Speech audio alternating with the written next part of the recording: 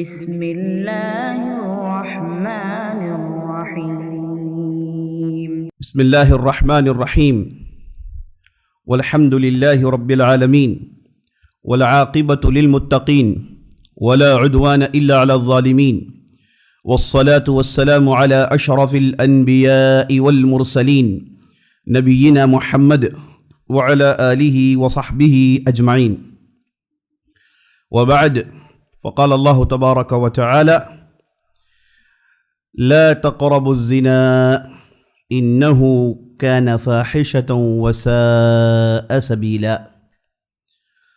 وقال عليه الصلاة والسلام: لا يحل دم امرئ مسلم إلا بإحدى ثلاث: الثيب الزاني، النفس بالنفس، التارك لدينه، المفارق لجماعته. تمام قسم کی تعریفیں و بڑائی و کبریائی اللہ رب العالمین کے لیے ہو جو مالک ارض و سما ہے، خالق کائنات ہے، مدبر حقیقی ہے، خالق حقیقی ہے۔ لاکھوں کروڑوں درود و سلام ہو محمد رسول اللہ صلی اللہ علیہ وسلم پر، جنہیں اللہ سبحانہ وتعالی نے سارے کائنات کے لیے رحمت بنا کر مبعوث کیا۔ میں اللہ رب العزت کی بارگاہ میں دعا کرتا ہوں کہ اللہ سبحانہ وتعالی جس طرح ہمیں اس مبارک مجلس میں جمع کیا ہے، اسی طرح ہمیں جنات الفردوس میں جمع کرے۔ اور میں اللہ سبحانہ وتعالی کی بارگاہ میں دعا کرتا ہوں کہ اللہ سبحانہ وتعالی ہمارے ذکر و اذکار قبول فرمائے، ہماری دعائیں قبول فرمائے، ہماری تلاوتیں، ہماری نمازیں قبول فرمائے، اور ان کی پاداش میں ہماری گردنوں کو جہنم سے رہا کریں، آمین یا رب العالمین۔ جیسا کہ آپ حضرات کے علم میں بات آ چکی ہے کہ ہم یہ جو آخری سیریز ہے، سیریز نمبر 4، اس پر گناہوں کو لے کر گفتگو شروع کر چکے ہیں۔ اس سلسلے میں ہم نے جو پہلی کڑی دیکھی تھی وہ تھا شرک۔ اس کے بعد ہم نے دیکھا کل کی مجلس میں کہ جادو، یہ سحر، اس نے کیسے کیسے گل کھلائے اور اس کی طاقتیں کس حد تک بڑھ چکی ہیں، اور اہل ایمان کو اس تعلق سے کیسے بیدار ہونا ہے، یہ ساری باتیں ہم نے کل کی نشست میں آپ کے سامنے لانے کی کوشش کی۔ آج ہم جس موضوع پر گفتگو کرنے والے ہیں وہ ہے جس کے بارے میں اللہ سبحانہ وتعالی نے کہا، آپ نے خطبہ مسنونہ کے بعد اس آیت کو بھی سنا، جس میں اللہ سبحانہ وتعالی کہتا ہے: لا تقربوا الزنا انہ کان فاحشۃ وساء سبیلا۔ اے لوگو، زنا کے قریب بھی مت جاؤ، کیونکہ یہ انتہائی بدترین بے حیائی ہے، فحاشی ہے، اور بہت ہی برا راستہ ہے، بہت ہی گندا اور غلیظ راستہ ہے۔ اللہ سبحانہ وتعالیٰ نے اس فعل شنی، اس گندے فعل کے تعلق سے یہ حکم دیا ہے کہ آپ اس کے قریب بھی مت جاؤ۔ اور ایک دوسری جگہ اللہ سبحانہ وتعالیٰ نے کہا: یا ایھا الذین آمنوا لا تتبعوا خطوات الشیطان ومن يتبع خطوات الشیطان فإنه يأمره بالفحشاء والمنکر ولولا فضل اللہ علیکم ورحمته لما زکى منکم من احد ابدا ولكن اللہ یزکی من یشاء واللہ سمیع علیم۔ اے لوگو جو ایمان لائے ہو، شیطان کے نقش قدم پر مت چلو، شیطان کے بتائے ہوئے فٹ سٹپس پر مت چلو، کیونکہ جو آدمی اس کے نقش قدم پر چلے گا وہ اسے بے حیائی اور حرام کاموں کا حکم دے گا، اور اگر اللہ کا فضل اور اللہ کی رحمت نہ ہو تو تم میں سے کوئی اس نحوست سے بچ نہیں سکتا۔ لیکن اللہ سبحانہ وتعالی اپنے بندوں میں سے جسے چاہے پاک کرتا ہے، کیونکہ وہ سب کچھ سننے والا اور سب کچھ دیکھنے والا ہے، جاننے والا ہے۔ تو ان دو آیتوں میں اللہ سبحانہ وتعالی نے، پہلے آیت میں آپ نے دیکھا اللہ نے اس کے قریب نہ جانے کا حکم دیا، دوسری آیت میں اللہ نے کہا کہ یہ شیطان کے نقش قدم ہوتے ہیں۔ شیطان اس برائی کے طرف کھینچنے سے پہلے اس کے لیے راستے ہموار کرتا ہے، اس کے لیے چھوٹی چھوٹی باتیں سامنے رکھتا ہے، اور اس نقش قدم میں جب آدمی چلنا شروع کرتا ہے دھیرے دھیرے اسے اس جال میں کھینچتا ہے یہاں تک کہ اسے یہ بڑی برائی کروا لیتا ہے۔ مجھے اس وقت نبی صلی اللہ علیہ وسلم سے مروی ایک روایت یاد آ رہی ہے جس میں آپ صلی اللہ علیہ وسلم نے، بلکہ ایک صحابی سے مروی ہے عبداللہ بن مسعود رضی اللہ عنہ سے، وہ کہتے ہیں کہ بنی اسرائیل میں ایک شخص تھا، بہت ہی عبرت انگیز واقعہ ہے جی ساتھیو، غور سے سنیے گا۔ بنی اسرائیل میں ایک شخص ہوا کرتے تھے جن کا نام تھا برسیسہ۔ یہ صاحب بہت ہی انتہائی عبادت گزار اور ایسی عبادت کہ وہ اپنی عبادت گاہ کو چھوڑ کر کبھی آتے نہیں تھے۔ لوگ ان کی عبادت سے اتنے متاثر ہوئے کہ لوگوں نے ان کے لیے عبادت کرنے کے لیے ایک جگہ تیار کر ڈالی اور یہ اس جگہ میں رہ کر عبادت کیا کرتے تھے 24 گھنٹے۔ اور بنی اسرائیل میں ایک طریقہ یہ بھی تھا کہ وہ لوگ رہبانیت اختیار کر لیتے تھے۔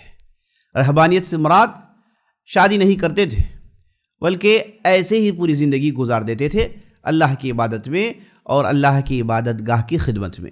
حالانکہ قرآن نے اس تعلق سے شدید نفی کی۔ قرآن نے کہا کہ ما کتبنا علیہم، ہم نے اس رہبانیت کو ان لوگوں کے لیے لکھا نہیں، ہم نے اس کا انہیں حکم نہیں دیا۔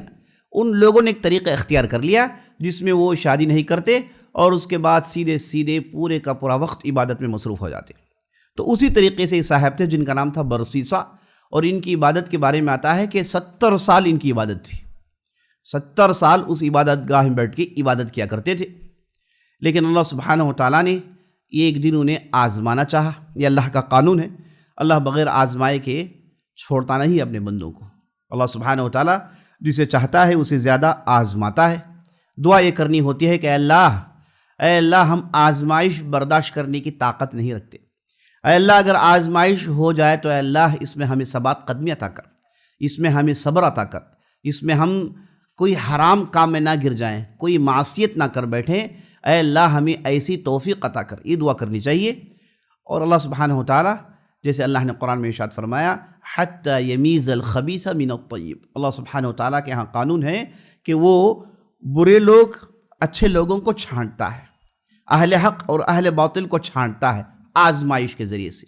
جس کے دل میں واقعی اللہ پر ایمان، اللہ پر بھروسہ ہوتا ہے، وہ ان چیزوں پر اللہ کا نام لے کے صبر کر کے گزر جاتا ہے۔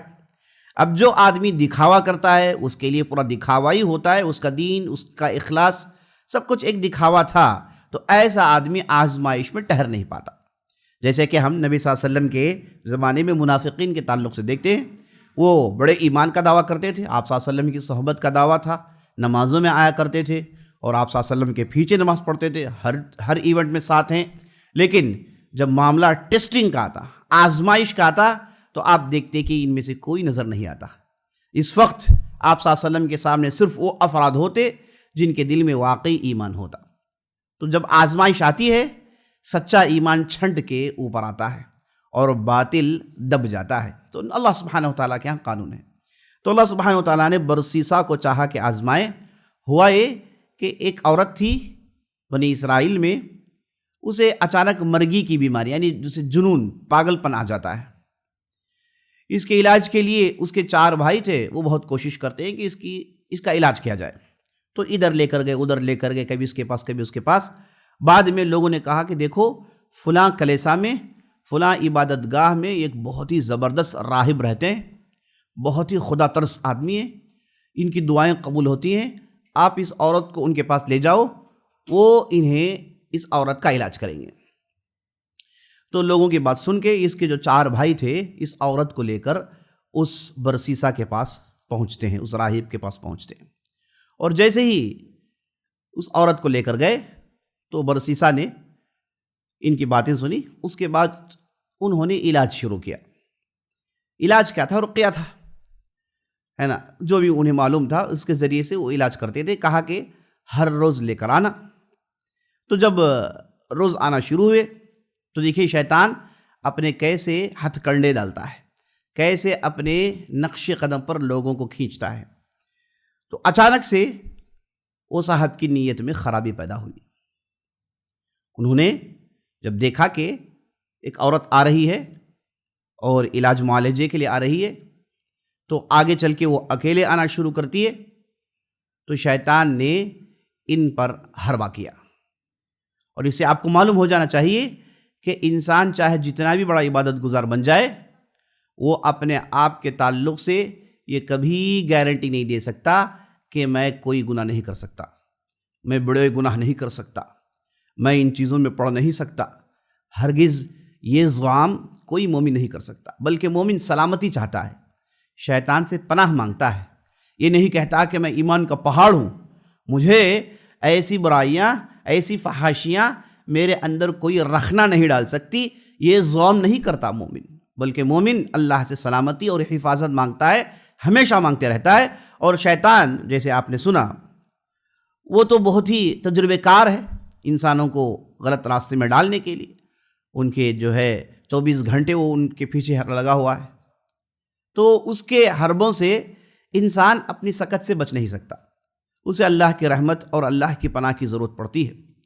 تو آدمی چاہے 70 سال کی عبادت ہو، وہ یہ زعم نہیں کر سکتا۔ یہاں پر برسیسہ کو کرنا یہ چاہیے تھا کہ وہ فوراً منع کرتے، کہتے کہ تم اکیلے نہیں آ سکتی، اگر تم علاج کے لیے آنا چاہتی ہو تو اپنے ساتھ محارم لے کر آؤ۔ یہ حالانکہ صاحب بزرگ ہیں، راہب ہیں، عبادت گزار ہیں، عبادت خامے ہیں، لیکن اس کے باوجود جب یہ قسم کی ملاقات ہوتی ہے جس میں ایک مرد ایک عورت ہوتی ہے، دونوں آپس میں محرم نہیں ہوتے ہیں، تو وہاں پر شیطان اپنا کھیل کھیل جاتا ہے۔ شیطان چاہے آدمی جیسا بھی ہو، وہ اپنا کھیل کھیل جاتا ہے۔ اسی لیے اسلام نے بالکل اجازت نہیں کہ ایک پرایا مرد اور ایک پرائی عورت ایک جگہ خلوت میں ملے، اس کی بالکل اجازت نہیں، چاہے آدمی کس پائے کا ہو، چاہے عورت کس پائے کی ہو، ممکن ہی نہیں ہے، کسی کے لیے بھی اجازت نہیں ہے۔ تو یہاں وہی ہوا، برسیسہ سے الگ سے ملاقاتیں شروع ہوئی، نیت میں خرابی شروع ہوئی۔ اس کے بعد اب یہ جو نیت خرابی پیدا ہوئی اس کے اندر، اسے حاصل کرنے کے لیے صاحب نے راستے تلاش کیے، فلاں وقت میں بلایا، فلاں کہا کہ کوئی نہ آئے، اکیلے آنا پڑے گا، فلاں آنا پڑے گا۔ بہرحال بہر صورت وہ غلطی ہو گئی جو ہونی نہیں چاہیے، نعوذ باللہ۔ شیطان نے یہ صاحب سے وہ فاحشہ کروا لیا جسے کرنا بہت بڑی ذلت ہوتی ہے، بہت بڑی مصیبت ہوتی ہے۔ ابن القیم رحمۃ اللہ علیہ نے اپنی کتاب میں روضۃ المحبین، اپنی کتاب میں انہوں نے یہ ذکر کیا کہ جب آدمی اس فاحشہ حرکت میں پڑتا ہے تو سب سے پہلے اس کی عزت اس کی نظروں میں گر جاتی ہے، اس کی خود کی عزت اس کی نظروں میں گر جاتی ہے، اور اس نے یہ غلطی کر کے یہ ثابت کر دیا کہ وہ ایمان کا کچا ہے اور ارادے کا کچا ہے، اس کے اندر اس برائی کے سامنے ٹھہرنے کی اس کے اندر طاقت نہیں۔ جب اس نے یہ دروازہ کھول دیا، ابن القیم رحمۃ اللہ علیہ کہتے ہیں، اس کے بعد برائیوں کی بھوچاڑ آتی ہے۔ وہ شیطان اسے یہ کہہ کے اسے برائیاں کرواتا ہے کہ تو نے تو ایک بار کر لیا ہے نا، تو ایمان کا دعویٰ کر رہا تھا، تو فلان دعویٰ کر رہا تھا، لیکن تجھ سے تو یہ ہو گیا، اب تو کون سے ایمان کا دعویٰ کرتا ہے، اب تو کون سے دودھ کا دھلا ہوا بننا چاہتا ہے، چل یہ بھی کر، چل وہ بھی کر۔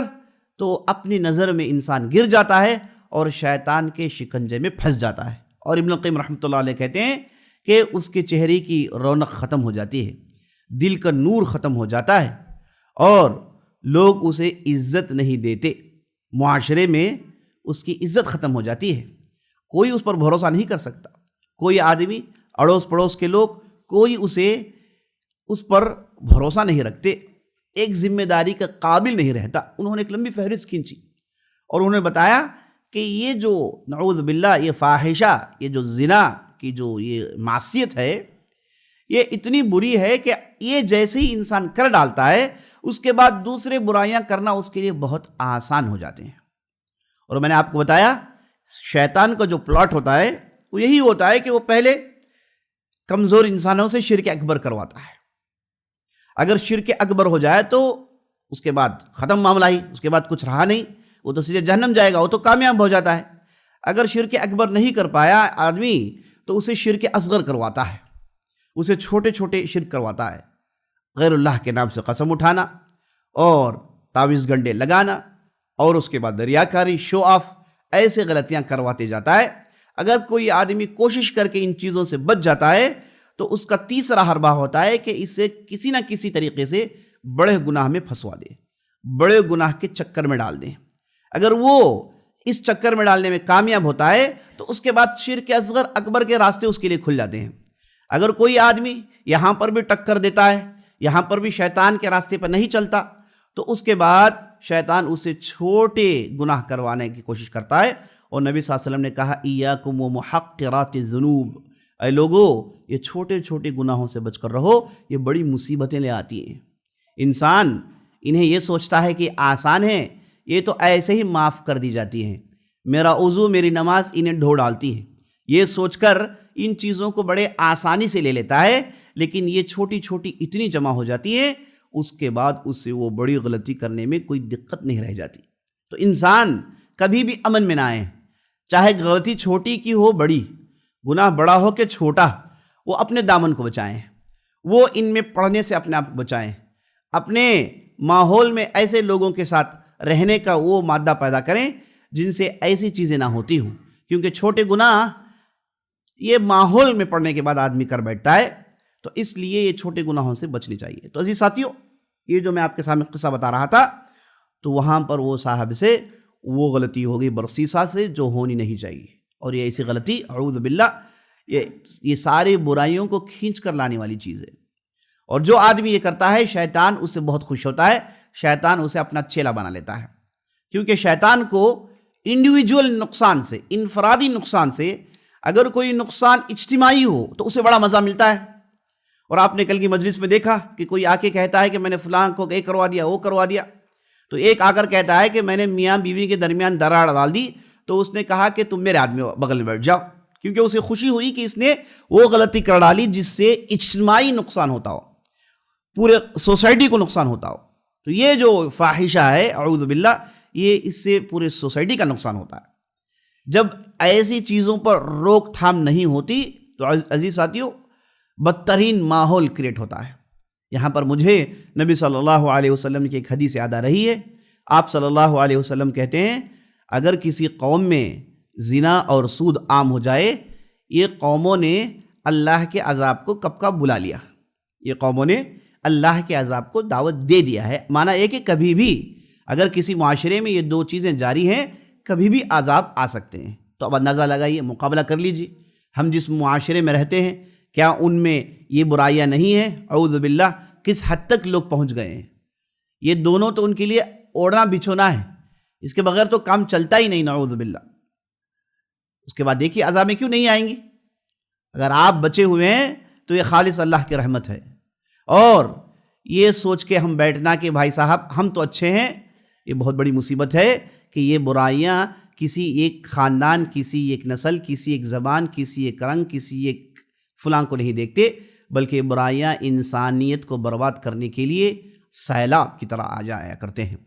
تو نبی صلی اللہ علیہ وسلم نے کہا کہ اگر کسی معاشرے میں زنا اور سود عام ہو جائے، انہوں نے تو اللہ کے عذاب کو دعوت دے دی ہے۔ معنی یہ کہ دعوت دے دی گئی ہے، اب کبھی بھی یہ چیز آ سکتی ہے۔ اللہ المستعان، اللہ المستعان۔ تو یہ جو نسلوں کو برباد کرنے والا یہ عمل، اسلام نے اس برائی کو اتنا شدت سے، اسلام نے اس برائی کے تعلق سے کہا ہے، اور اس کی سزا بھی بڑی شدت سے سنائی ہے، کیونکہ یہاں پر پورا معاشرہ برباد ہو جاتا ہے، پورے کا پورا معاشرہ برباد ہو جاتا ہے۔ کون باپ ہے، کس کا یہ بچہ ہے، پتہ ہی نہیں چلتا۔ اگر ایک فرد کو معلوم نہ ہو کہ اس کا باپ کون ہے تو اس کا دیکھ بھال کون کرے گا، اسے پالے گا پوسے گا کون؟ سڑکوں میں بچہ گھومے گا۔ اب ایسا اگر بچہ ہو جائے تو اس کے کیا کردار ہوں گے، اس کے کیا اخلاق ہوں گے؟ تو یہ تو بالکل جانوروں کا ماحول پیدا ہو جائے گا نا۔ اس لیے اسلام نے کہا کہ نسل پرستی، نسل کی اگر ٹوٹ پیدا ہو جائے، وہاں اسلام ان چیزوں کو برداشت نہیں کرتا۔ اس لیے ہم دیکھتے ہیں کہ زنا کے لیے بڑی شدید سے شدید سزا ہے۔ اللہ نے قرآن میں ارشاد فرمایا الزانیۃ والزانی فاجلدوا كل واحد منهما 100 جلدہ ولا تأخذكم بهما رأفة في دين الله إن كنتم تؤمنون بالله واليوم الآخر وليشهد عذابهما طائفة من المؤمنين۔ کتنی زبردست اور جھنجھوڑ دینے والی آیت ہے۔ دیکھیں اللہ کہتا ہے زنا کرنے والی عورت اور زنا کرنے والا مرد دونوں کو 100 کوڑے مارے جائیں، دونوں کو 100 کوڑے مارے جائیں، یہ اس مرد اور اس عورت کے لیے جو غیر شادی شدہ ہیں، اور اگر شادی ہو جائے تو اضافہ ہو جاتا ہے پنشمنٹ میں، بہت ہی خطرناک شکل اختیار کر لیتی ہے یہ سزا۔ اگر کوئی شادی شدہ عورت یا مرد اس برائی میں گر جائے تو ان کے لیے اسلام میں سزا یہ ہے کہ انہیں ایک گڈھے میں اتار دیا جائے اور سارے مومنین کو بلا لیا جائے اور سبھوں سے کہا جائے کہ ان پر سنگ باری کریں، یعنی ان پر پتھر ماریں۔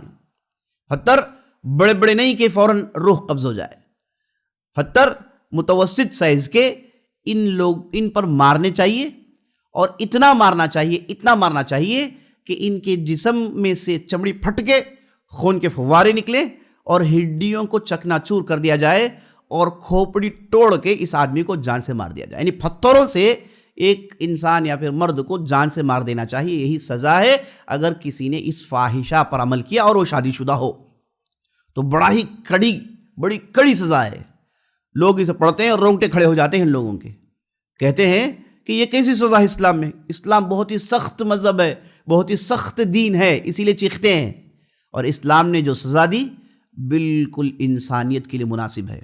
اگر کسی کے ساتھ یہ ہو اور لوگ اسے دیکھ رہے ہیں تو یاد رکھ لیجئے گا کہ اس برائی کی طرف لوگ پلٹ کر بھی نہیں دیکھیں گے۔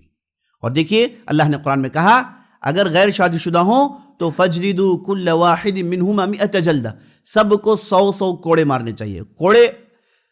کوڑے اگر برسے جائے تو 10 کوڑوں میں چمڑی چھل جاتی ہے، یہاں پر 100 کوڑے برسانے چاہیے۔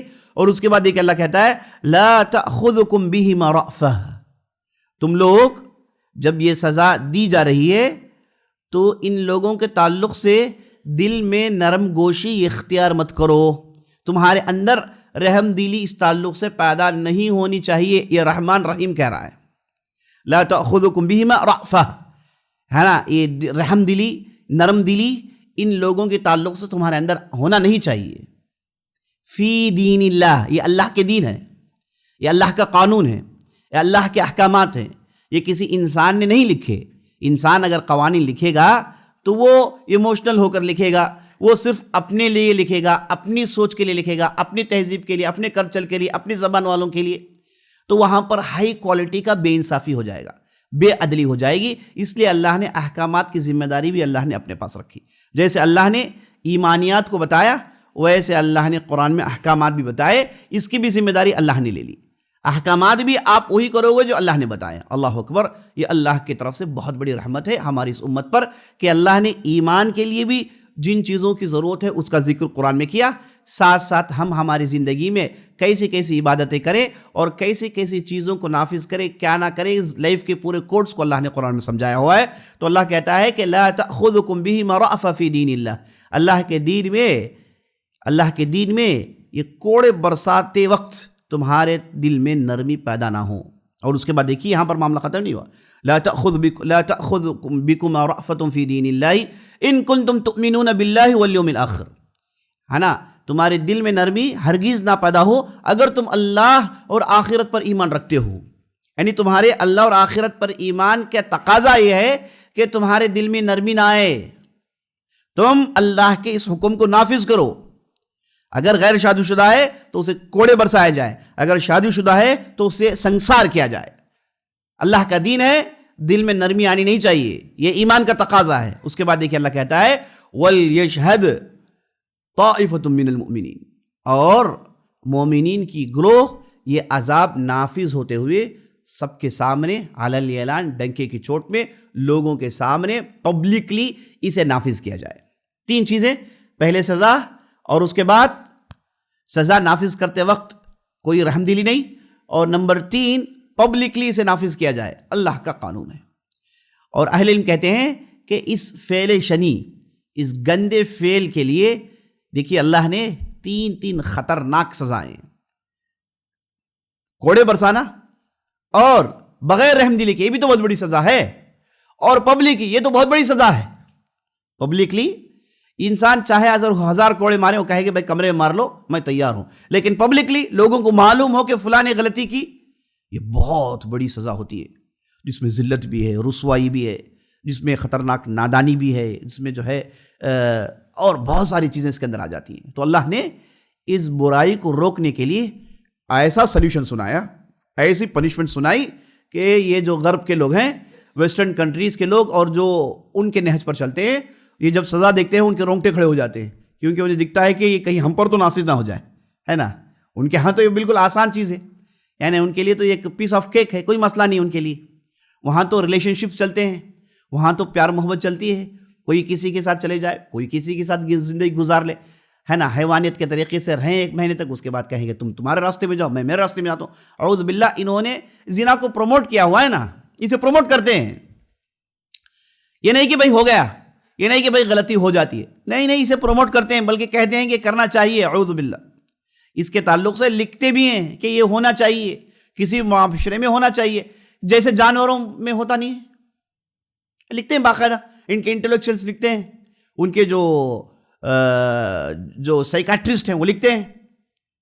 جب انہوں نے دیکھا کہ یہ برائی رک نہیں رہی، انہوں نے کہا کہ چھوڑ دو، کرنے چھوڑ دو، ہے نا۔ اور اس کے بعد کہتے ہیں کہ یہ جیسے جانور ہیں، جانور کو کوئی روک ٹھاک نہیں، اعوذ باللہ، وہ جاتا ہے وہ کرتا ہے، وہ ایسے انسان کو بھی ہونا چاہیے، کیونکہ انہیں روک نہیں پا رہے نا، وہ ایمان نہیں ہے۔ تو اس کے لیے مومنین کی ضرورت پڑتی ہے، وہی اللہ کے احکامات کو نافذ کرتے ہیں، وہی پاک دامن ہوتے ہیں، وہی عفت والے ہوتے ہیں، انہی سے چیزیں ممکن ہوتی ہیں۔ اسی لیے اللہ نے کہا کہ یہ عذاب جب ہو رہا ہو تو مومنین کو دیکھنا چاہیے۔ تو یہ سزا ظاہری طور پر شدید نظر آتی ہے، لیکن یاد رکھ لیجئے گا، یہ سزا ثابت ہونے کے لیے، یعنی فلاں نے فلاں غلطی کی، فلاں فحاشی میں گر گیا، فلاں عورت فحاشی میں گر گئی، اسے ثابت کرنے کے لیے جو کنڈیشنز کی ضرورت ہے وہ بھی بڑے سخت ہیں۔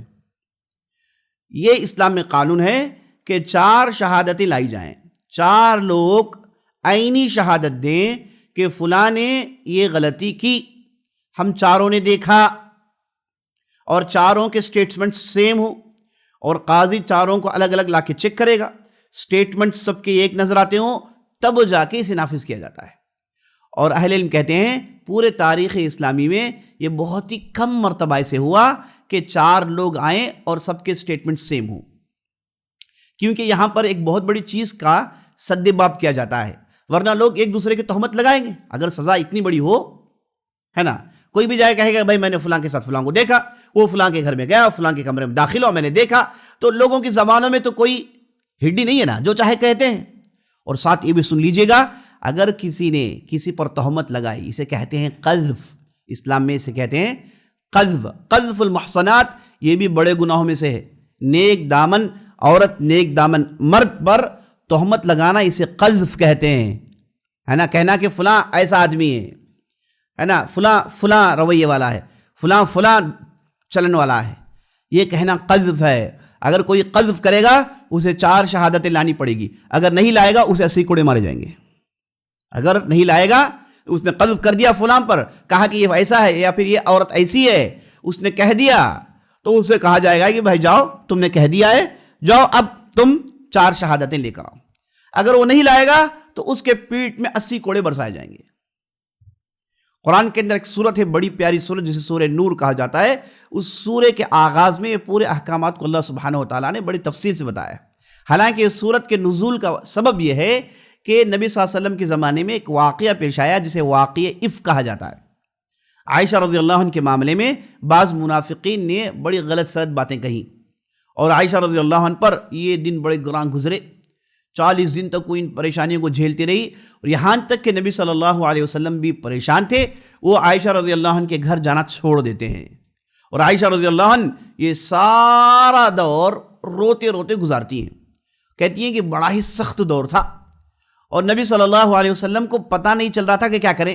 بعض لوگ آ رہے ہیں، اور ان میں بعض بھولے بالے مومنین بھی ہیں، ان میں مصطح بھی ہیں، ابوبکر صدیق رضی اللہ عنہ کے خالہ زاد بھائی وہ بھی ہیں، بڑے بھولے والے آدمی ہیں، یہ بھی آ رہے ہیں۔ انہوں نے بھی منافقین کے ساتھ ایسی غلط سلط باتیں کہنا شروع کی، تو آپ صلی اللہ علیہ وسلم کنفیوژن میں تھے، یہاں تک کہ اللہ سبحانہ وتعالیٰ نے اس صورت کو نازل کی۔ اس میں اللہ سبحانہ وتعالیٰ نے مومنین کو ڈانٹا ڈپٹا کہ قذف کرو گے، کچھ بھی بول دو گے، یاد رکھنا اگر کسی نے قذف کیا، 4 شہادتیں نہیں لاتا، تو اس کے پیٹ میں 80 کوڑے برسائے جائیں گے۔ تو نبی صلی اللہ علیہ وسلم نے ایسے ہی کیا۔ نبی صلی اللہ علیہ وسلم نے صرف مومنین کو بلایا، ان کے پیٹھ میں کوڑے برسائے. جو منافقین تھے انہیں نبی صلی اللہ علیہ وسلم نے کچھ کیا نہیں. اس کی وجہ یہ تھی کہ انہیں تو سزا آخرت ملنی ہے، اور اسلام کا قانون ہے کہ اگر دنیا میں حد جاری کر دی جائے، دنیا میں اگر حد جاری کر دی جائے تو آخرت میں اس گناہ کے تعلق سے تو پوچھا نہیں جائے گا. یہ قانون ہے، کسی پر دنیا میں کوئی بھی معاملے کے تعلق سے حد جاری کر دی جائے، وہ گناہ کے بارے میں قیامت کے دن پوچھا نہیں جائے گا. قیامت کے دن اس کے دوسرے گناہ، اس کے کھاتے میں گناہ رہے گا ہی نہیں، کیونکہ اس کی سزا دنیا میں مل گئی ہے. تو نبی صلی اللہ علیہ وسلم نے مومنین کو کوڑے مارے، مستح انہیں کوڑے مارے گئے، اور منافقین کو چھوڑ دیا جنہوں نے اصل کا جو کام کیا تھا انہیں نبی صلی اللہ علیہ وسلم نے چھوڑ دیا. کہا کہ ان کا معاملہ اللہ کے پاس ہے، انہیں سزا اللہ ہی دے گا. تو عزیز ساتھیوں، اگر کسی نے قذف کیا، وہ شہادتیں نہیں لا رہا ہے، وہ غصے میں کچھ کہہ گیا تو کوڑے برسیں گے. معاملہ ہے، بڑا ڈینجر معاملہ ہے. تو یہ برائی ثابت کرنے کے لیے پہلے 4 شہادتوں کا ہونا ہے، اور 4 شہادتیں بیک وقت ان کے سٹیٹمنٹ سیم ہو. اگر کسی نے تھوڑا بھی آگے پیچھے کیا تو پھر معاملہ اٹک جائے گا، معاملہ اٹک جائے گا. تو اس لیے تاریخ اسلام میں اہل علم کہتے ہیں کہ بہت ہی کم مرتبہ ایسے ہوا کہ کوئی جائیں اور 4 شہادت لائیں، بہت ہی کم مرتبہ ایسا ہوا. تو اسے معلوم ہوا کہ یہ پنشمنٹ کافی بڑا ہے، لیکن اسے ثابت کرنے کے لیے اور بھی، یعنی یہ وہ معاشرے میں ہو سکتا ہے جہاں پر انتہائی بے حیائی پھیلی ہوئی ہے. یعنی اگر کوئی آدمی ایسی برائی 4 لوگوں کے سامنے کر رہا ہے تو پھر تو اس کی ضمیر ختم ہو گئی، وہ تو پھر مرنا ہی ہے اسے. وہ مسلمانوں کے درمیان، مومنین کے درمیان کیا رہ سکتا ہے، اس کی کیا وزن باقی ہے اس کا. تو یہ یاد رکھنا چاہیے. تو یہ سزا ثابت کرنے کے لیے شروط بھی بڑے کٹھن ہیں، کنڈیشنز بھی بڑے کٹھن ہیں. 4 شہادتیں آدمی لانا پڑے گا، نہیں لائے گا تو پھر اس پر 80 کوڑے برسائے جائیں گے. تو یہ عزیز ساتھیوں زنا کے لیے اسلام کا سزا ہے. اللہ اکبر. اب دیکھیے، یہ جو برسیسا تھے ان سے وہ غلطی سرزد ہو گئی، اعوذ باللہ، انہوں نے وہ غلطی کر ڈالی. اب جیسے کر ڈالی، یہ دیکھیں شیطان کے ہی نقش قدم ہے. اللہ نے کہا نا، یا ایھا الذین آمنوا لا تتبعوا خطوات الشیطان، اے لوگو جو ایمان لائے ہو، شیطان کے نقش قدم پر مت چلو. تو پہلے اس نے برائی کروا ڈالی. پہلے مصیبت شروع ہوئی جب یہ اکیلے ملنا شروع کی، خلوت ہوئی، کوئی نہیں ہے. اس کے بعد شیطان نے کھیل کھیلا. بڑا بزرگ آدمی ہے، عبادت پہ پتہ نہیں کتنے سال اس نے گزار ڈالے، لیکن اس کے باوجود وہ شیطان کے حربوں کو سمجھ نہیں پائے. اسی لیے کسی ایک عابد کو گمراہ کرنا شیطان کے لیے بہت آسان ہے، یوں کر دیتا ہے. لیکن عالم کو گمراہ کرنا اس کے لیے بڑا مشکل ہوتا ہے. ایک عالم اس پر 1000 عابد سے زیادہ گراں گزرتے ہیں، کیونکہ عالم کے پاس دلائل ہوتے ہیں، وہ اپنے علم کی روشنی سے دیکھتا ہے، وہ ان چیزوں کو پہچانتا ہے، شیطان کے حملوں کو سمجھتا ہے. تو اس لیے عالم کے لیے گمراہ کرنا اس کے لیے محنت ہوتی ہے. لیکن جسے اللہ کی حفاظت نہ ملے، جو اللہ کے رحم و کرم میں نہ ہو، تو شیطان اس کے ساتھ کھیل کر لیتا ہے. اللہ المستعان. تو بہرحال ہوا یہ کہ جو عابد تھے، شیطان نے بڑی آسانی سے یہ غلطیاں کروا ڈالی. اس کے بعد پہلا نقش قدم تھا کہ ملے، الگ سے ملے. اس کے بعد برائی ہو گئی، نعوذ باللہ. اس کے بعد شیطان نے کہا، اے ظالم آدمی، تو کتنا بڑا ظالم ہوا. ایسے ہی کرتا ہے شیطان. کمثل الشیطان اذ قال للانسان اکفر فلما کفر قال انی بریء منک. شیطان جو ہے انسان سے کہتا ہے کہ برائی کر دے. برائی کرتا ہے تو کہتا ہے کہ میں نہیں کروایا، میں اور تیرا تعلق الگ ہے. انی اخاف اللہ رب العالمین، میں تو اللہ سے ڈرتا ہوں. یہ کام تم نے کیا ہے نا. چمکا کر دکھایا، اس کے لیے راستے کریٹ کیے، اس کے لیے جو ہے پورا ٹریپ فکس کیا. جیسے اس میں وہ گر گیا، شیطان باہر نکل کے کہتا ہے کہ بھائی صاحب یہ میرا کام نہیں، یہ تمہارا ہی کام تھا. اور اس کی تو تقریر قرآن میں ہے. وہ تو جہنمیوں کے درمیان ٹھہر کے کھڑے گا نا، تقریر کرے گا، کہے گا کہ لا تلومونی لوموا انفسکم. آج ہے نا، یہ کیا ہے، سب مل کے مجھ پر لعنت کر رہے ہو جہنم میں. شیطان شیطان شیطان شیطان کھڑا ہو جائے گا، کہے گا کہ تقریر کرے گا، بھائی سب مل کے مجھے لعنت کیوں کر رہے ہو بھائی صاحب. لوموا انفسکم، اپنے آپ پر ملامت کرو. میں نے کیا کیا بھائی صاحب؟ وما كان من الا ان دعوتكم فاستجبتم لي، میں نے صرف بلایا تھا، میں نے چمکا کر دکھایا. وسوسے ڈالے. شیطان وسوسے کے علاوہ کچھ کرتا نہیں ہے. ہاتھ پکڑ کے پیر پکڑ کے کھینچتا نہیں ہو، صرف وسوسے ڈالتا ہے نا. یہ اس کے لیے اسے پرمیشن کی ضرورت نہیں ہے. وسوسے ڈالنا اس کے لیے ایکسس کی ضرورت نہیں ہے. دوسرے کام کروانے کے لیے کل آپ نے سنا اسے ایکسس دینی پڑتی ہے نا. جب آدمی ایکسس دیتا ہے وہ تو پگلا کر دیتا ہے اسے. لیکن وسوسے اس کے لیے طاقت ہے، وہ سیدھے دل میں ڈال سکتا ہے، وہ انسان کے خون میں دوڑتا ہے۔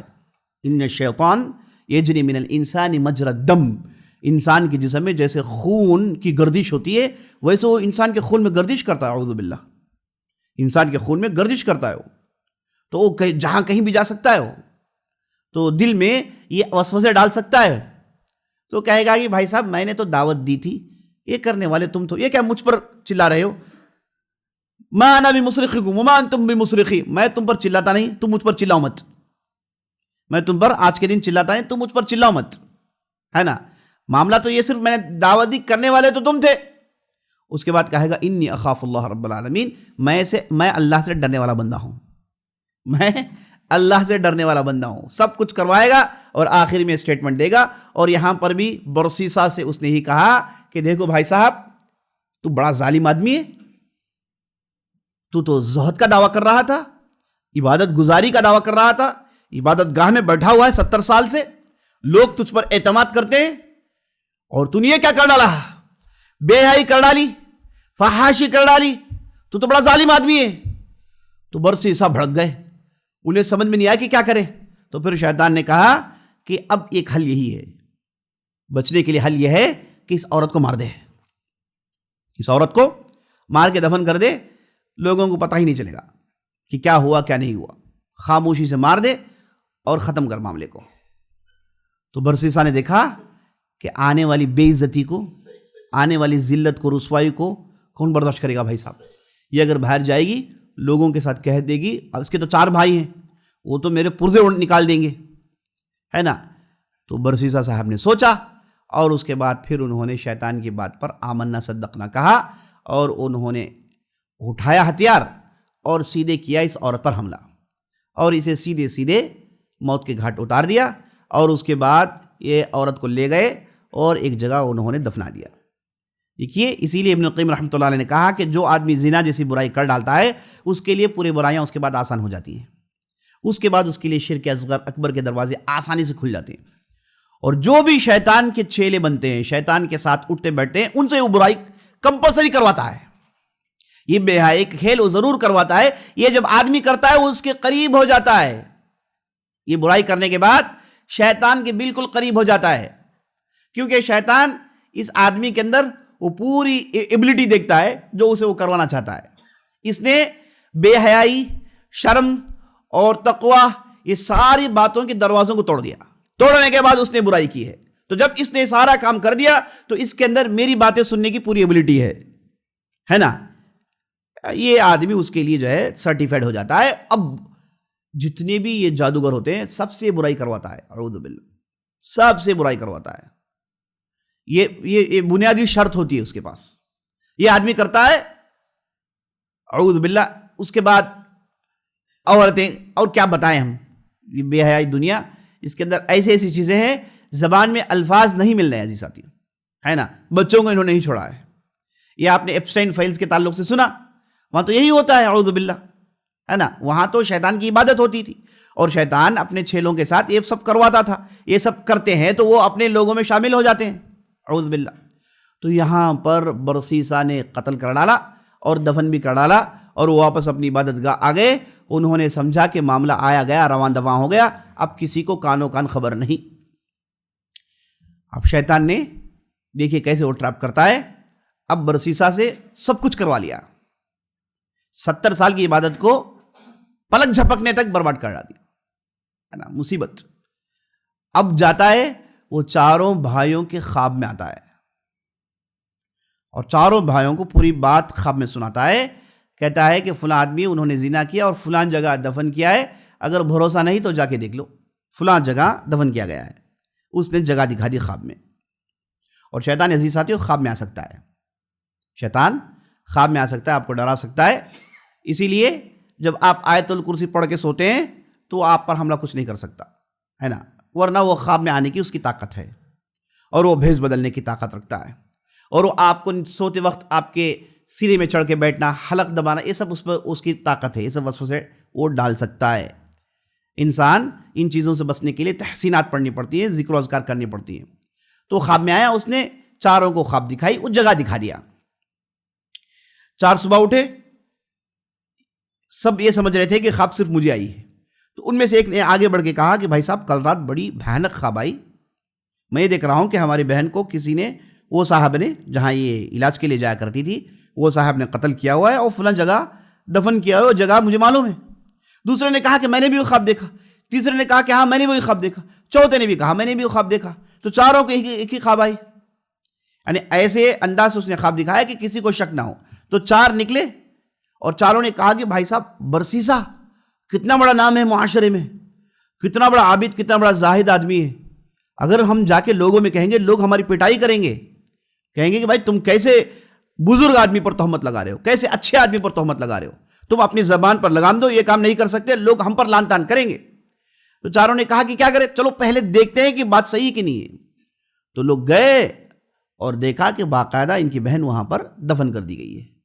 جب انہوں نے اپنی بہن کو دیکھا تو یہ آپس سے باہر ہو گئے. انہوں نے چلایا، لوگوں کو جمع کیا اور لوگوں سے بتایا کہ یہ قتل کرنے والا برسیسا ہے. اور لوگ برس پڑے برسیسا پر. جب لوگ اس پر برس پڑ رہے تھے تو برسیسا کے پاس پھر شیطان آیا. آخری آ کر کہا دیکھو تم ایسی جگہ پھنس گئے ہو، تم کبھی نکل نہیں سکتے. اب تو تمہاری موت نشست ہے، تم مرنے والے ہو. اگر تم بچنا چاہتے ہو تو آخری ایک کام کر لو. تم نے اتنی باتیں سن لی، مزید ایک بات سن لو. برسیسا نے کہا کہ کیا کریں؟ کہا کہ ایک سجدہ کر لو میرے لیے، میرے سامنے ایک سجدہ کر لو، میں باقی دیکھ لیتا ہوں. اور برسیسا نے اعوذ باللہ اپنے 70 سال کی عبادت آنن فانن پلک جھپکتے ایک سجدہ کر کے ضائع کر دیا. شرک کیا صاحب نے، شیطان کے سامنے سجدہ، یہ شرک اکبر، اسلام سے باہر. جو آدمی اسلام سے باہر چلا گیا اس کی پوری عبادتیں بیکار، پورے اعمال بیکار، پورے نیکیاں بیکار. اللہ نے قرآن میں ارشاد فرمایا وَقَدِمْنَا إِلَى مَا عَمِلُوا مِنْ عَمَلٍ فَجَعَلْنَاهُ هَبَاءً مَنْثُورًا. یہ برائی، یہ نیکیاں لے کر جب یہ کفار قیامت کے دن آئیں گے، کفار بھی نیکیاں کماتے ہیں، ان کے پاس بھی اچھے اچھے کام کرتے ہیں وہ بھی، تو یہ سارے نیکیاں لے کر قیامت کے دن آئیں گے. اللہ کہتا ہے کہ ہم ان نیکیوں کو پھونک کر روئی کی طرح اڑا دیں گے. یعنی ان کا کوئی وزن نہیں ہوگا ترازو میں، ان کا کوئی ویٹ نہیں ہوگا. بغیر ایمان کے یہ اعمال انویلڈ ہیں. بغیر ایمان کی اچھائیاں قیامت کے دن کوئی فائدہ نہیں پہنچا سکتی. اگر البتہ دنیا میں ہو سکتا ہے، نیکیاں کسی نے کافر نے کیا ہے تو دنیا میں ہو سکتا ہے اس کے اچھے امپیکٹس ہوں، دنیا میں ہو سکتا ہے کہ اسے فائدہ ہو جائے، لیکن آخرت میں اس کے لیے کچھ نہیں ہے. تو یہ صاحب نے سیدھے سیدھے سجدہ کیا، یہ صاحب نے شرک نعوذ باللہ. اب اس کے بعد شیطان چھپ گیا اور لوگوں کے ہاتھوں مرنے چھوڑ دیا. عبداللہ بن مسعود یہ پورا واقعہ سناتے ہیں کہ نبی صلی اللہ ہو سکتا ہے انہوں نے نبی صلی اللہ علیہ وسلم سناؤ، بنی اسرائیل میں یہ واقعہ مشہور ہوا ہے، برسیسا کا واقعہ. تو یہ واقعہ عزیز ساتھیوں بہت ساری چیزوں کی باتیں سمجھاتا ہے. پہلے کہ شیطان کے جو وہ سیدھے سیدھے سجدے کیسے کروائے گا، نعوذ باللہ وہ تو نہیں کرواتا ہے. دیکھیں برسیسا کو اس نے کیسے پھنسایا.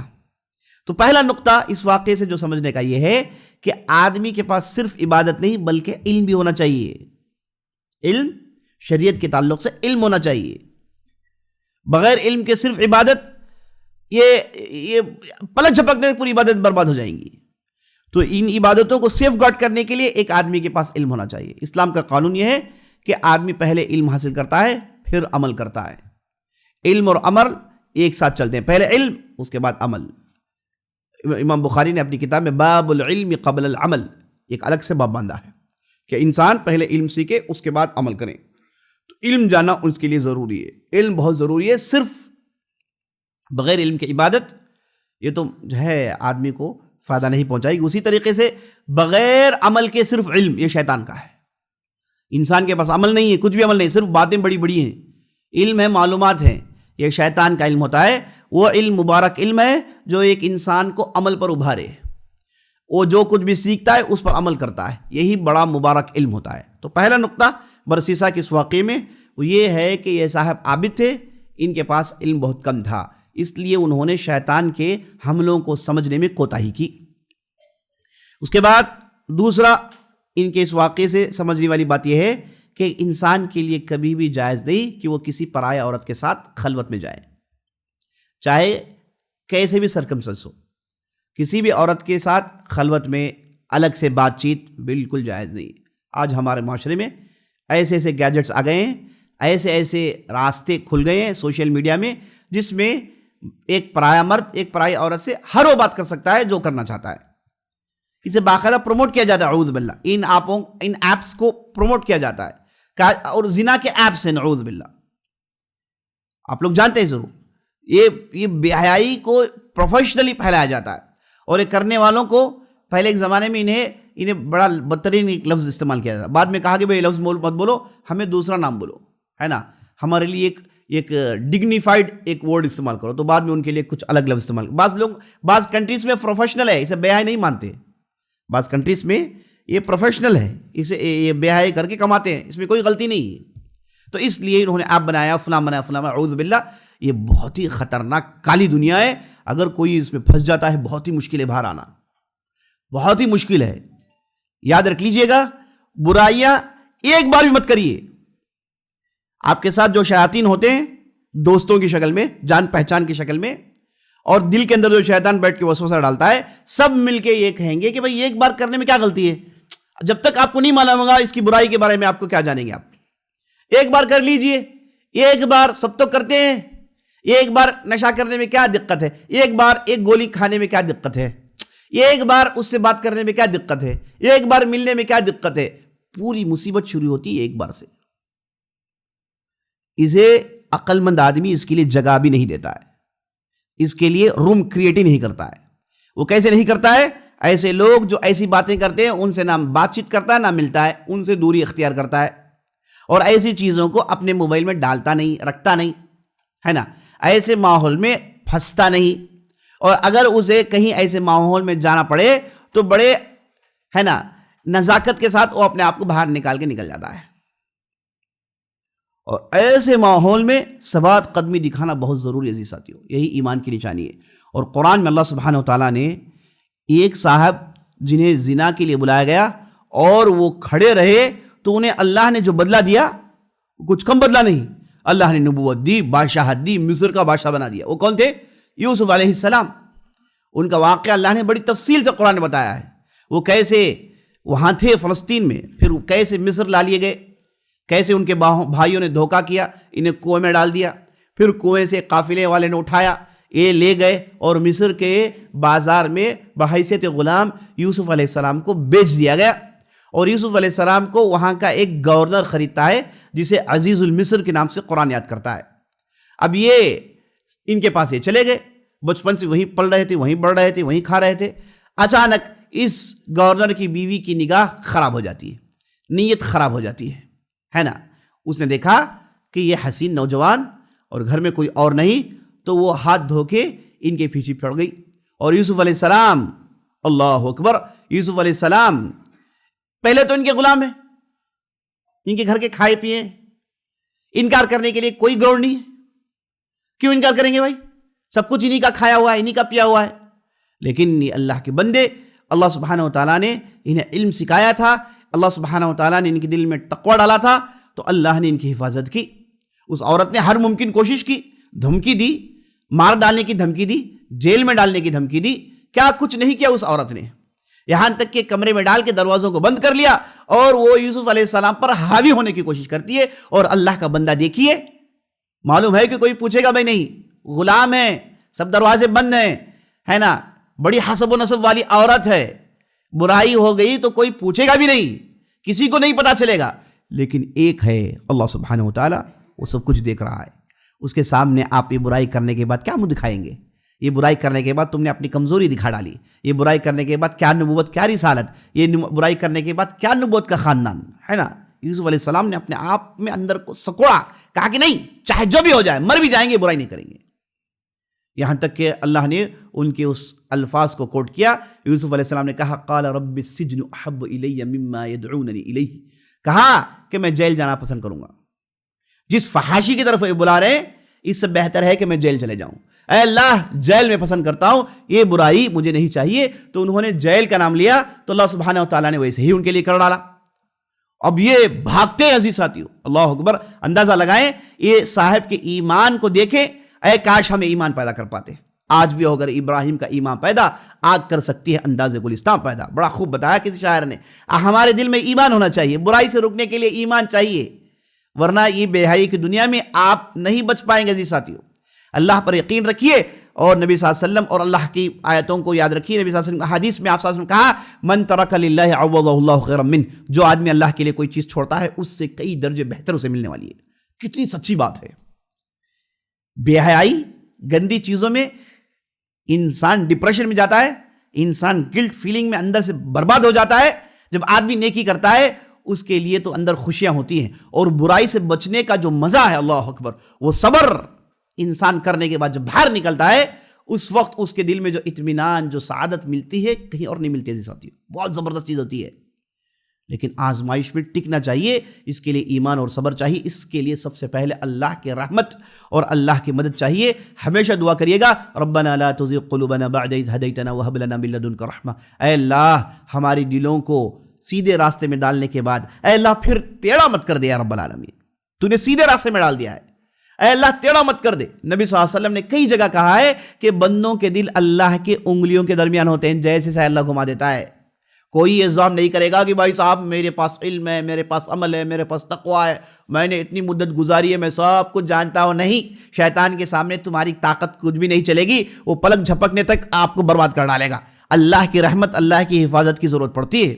تو ہمیشہ آپ اس دعا کو کرتے رہیے ربنا لا تزغ قلوبنا بعد اذ هديتنا وهب لنا من لدنك رحمة انك انت الوهاب. اے اللہ سیدھے راستے میں آ گیا ہوں, اے اللہ میرے دل کو ٹیڑھا مت کر یا رب العالمین, میرے دل میں ٹیڑھی مت ڈال یا رب العالمین. اے اللہ مجھے گمراہ مت کر دے یا رب العالمین. اے اللہ میں سیدھے راستے میں رہنا چاہتا ہوں. اے اللہ اے وہاب جو سب سے زیادہ دیتا ہے. یہ معنی ہے اس دعا کا. بہت ہی پاورفل دعا ہے. اس دعا کو آپ اٹھے بیٹھے پڑھنا چاہیے. اللہ نے سکھایا قرآن میں, اسے اٹھے بیٹھے پڑھتے رہیے. الحمدللہ جن لوگوں نے بھی اس کا تجربہ کیا ہے دلیں ان کی سیدھی ہو گئی الحمدللہ. تو یوسف علیہ السلام اندازہ لگائیے عزیز ساتھیوں کیسے ایمان رہا ہوگا. اے کاش ہمارے اندر بھی وہ چنگاری آ جاتی, اے کاش ہمارے اندر بھی وہ ایمان آ جاتا. اے کاش جب برائیاں دکھائی جاتی ہیں, جب برائیوں کی طرف چسپائی ہوتی ہے, جب برائیوں کی طرف آدمی دیوانہ وار بھاگتا ہے, اے کاش یہ ایمان کی روشنی دل میں پیدا ہو جائے. اے کاش یہ ایمان کے کرن ہمارے دل میں پیدا ہو جائے. برائی کی طرف مائل ہوتے وقت روکنے کا یہ مادہ اللہ ہمارے دل میں پیدا کر دے. اللہ اکبر. بہت سارے ہوتے ہیں جب برائی آتی ہے تو پورے سرنڈر ہو جاتے ہیں, کہتے ہیں کہ بھائی صاحب رکاوٹ نہیں ہو رہا, میں روک نہیں پا رہا ہوں, اس کے بغیر کام نہیں چلے گا, یہی ہونا چاہیے, مجھے پینا چاہیے, یہ سود لینا چاہیے, بینک کا لون چاہیے, فلاں سود چاہیے, میں اسے روک نہیں سکتا. بھائی میرے معاشرے میں میرا نام ہے, اعوذ باللہ, اس نے تو ایمان کا جنازہ نکال دیا, اس نے تو اپنے نمازوں کو ضائع کر دیا, اپنی عبادت کو ضائع کر دیا. اسے اس جگہ اللہ سے مدد مانگنی تھی. یہ کہنا تھا جیسے یوسف نے کہا رب السجن احب الی, جس چیز کے تعلق سے دھمکی دیتے ہیں وہ کرنے کے لیے تیار ہوں, چاہے میری بے عزتی ہو جائے, میں حرام نہیں کروں گا بھائی صاحب, سود نہیں لوں گا, یہ برائی نہیں کروں گا, میری بے عزتی ہو جائے, مجھے کام سے نکال دیا جائے, میری تجارت ٹھپ ہو جائے, لیکن میں بے حیائی نہیں کروں گا, حرام نہیں کروں گا. اللہ اکبر. یہ ایمان عزیز ساتھیوں, یہی ایمان اللہ سبحانہ و تعالیٰ بندے مومن کے اندر چاہتا ہے. وہی اس کے لیے دنیا سب کچھ ہے. اللہ سبحانہ و تعالیٰ دنیا جسے چاہے دے سکتا ہے, لیکن اللہ نے روکا ہوا ہے تمہیں آزمائش میں ڈالنے کے لیے تاکہ قیامت کے دن بہترین بدلہ ملے. جو آدمی آزمائش میں ٹھہر جاتا ہے نا, اللہ کی نظر میں بڑھ جاتا ہے. اللہ سبحانہ و تعالیٰ اسے وہ کچھ دیتا ہے جو دوسروں کو نہیں دیتا ہے. ہم کہتے ہیں کہ بھائی ان کے لیے ساری چیزیں کیوں؟ کیونکہ آپ کو نہیں معلوم یہ ایک خطرناک ٹیسٹ کے پیریڈ کو انہوں نے پاس کیا ہوا ہے, یہ خطرناک مرحلے کو انہوں نے پاس کیا ہوا ہے. آپ نہیں جانتے. آپ کہتے ہیں کہ بھائی صاحب انہی کو سب کچھ مل رہا ہے, انہی کے لیے سب کچھ عزت ہے, انہی کے بھائی صاحب آپ کو کیا پتا وہ کیسے مرحلے سے گزر کے آیا ہے, کیسے ٹیسٹ کو اس نے پاس کیا ہے, نہیں معلوم آپ کو. تو یوسف علیہ السلام نے اس ٹیسٹ کو پاس کیا. اللہ نے کہا کہ ہم نے یوسف کی حفاظت کی. اللہ سبحانہ و تعالیٰ جو سچا ہوتا ہے اس کی مدد کرتا ہے. یاد رکھ لیجئے انسان کمزور ہے, اللہ کی مدد اس وقت آتی ہے جب انسان سچا ہوتا ہے. اس کے پاس دوغلی پالیسی نہیں ہوتی, جس کے پاس دو رنگ نہیں ہوتے, جس کے پاس دکھانا ایک کرنا ایک نہیں ہوتا ہے نا. ایسے لوگوں کو اللہ سبحانہ و تعالیٰ ایسے موقع میں بہت بڑا ہاتھ دے دیتا ہے. یخادعون اللہ وهو خادعهم, انہوں نے اللہ کو دھوکہ دینا چاہا, اللہ نے انہیں دھوکہ دے دیا. لیکن جو سچا ہوتا ہے اللہ سبحانہ و تعالیٰ اسے کبھی ضائع نہیں کرتا. ان اللہ لا یضیع اجر المحسنین, مومنین کے اجر کو اللہ سبحانہ و تعالیٰ ضائع نہیں کرتا.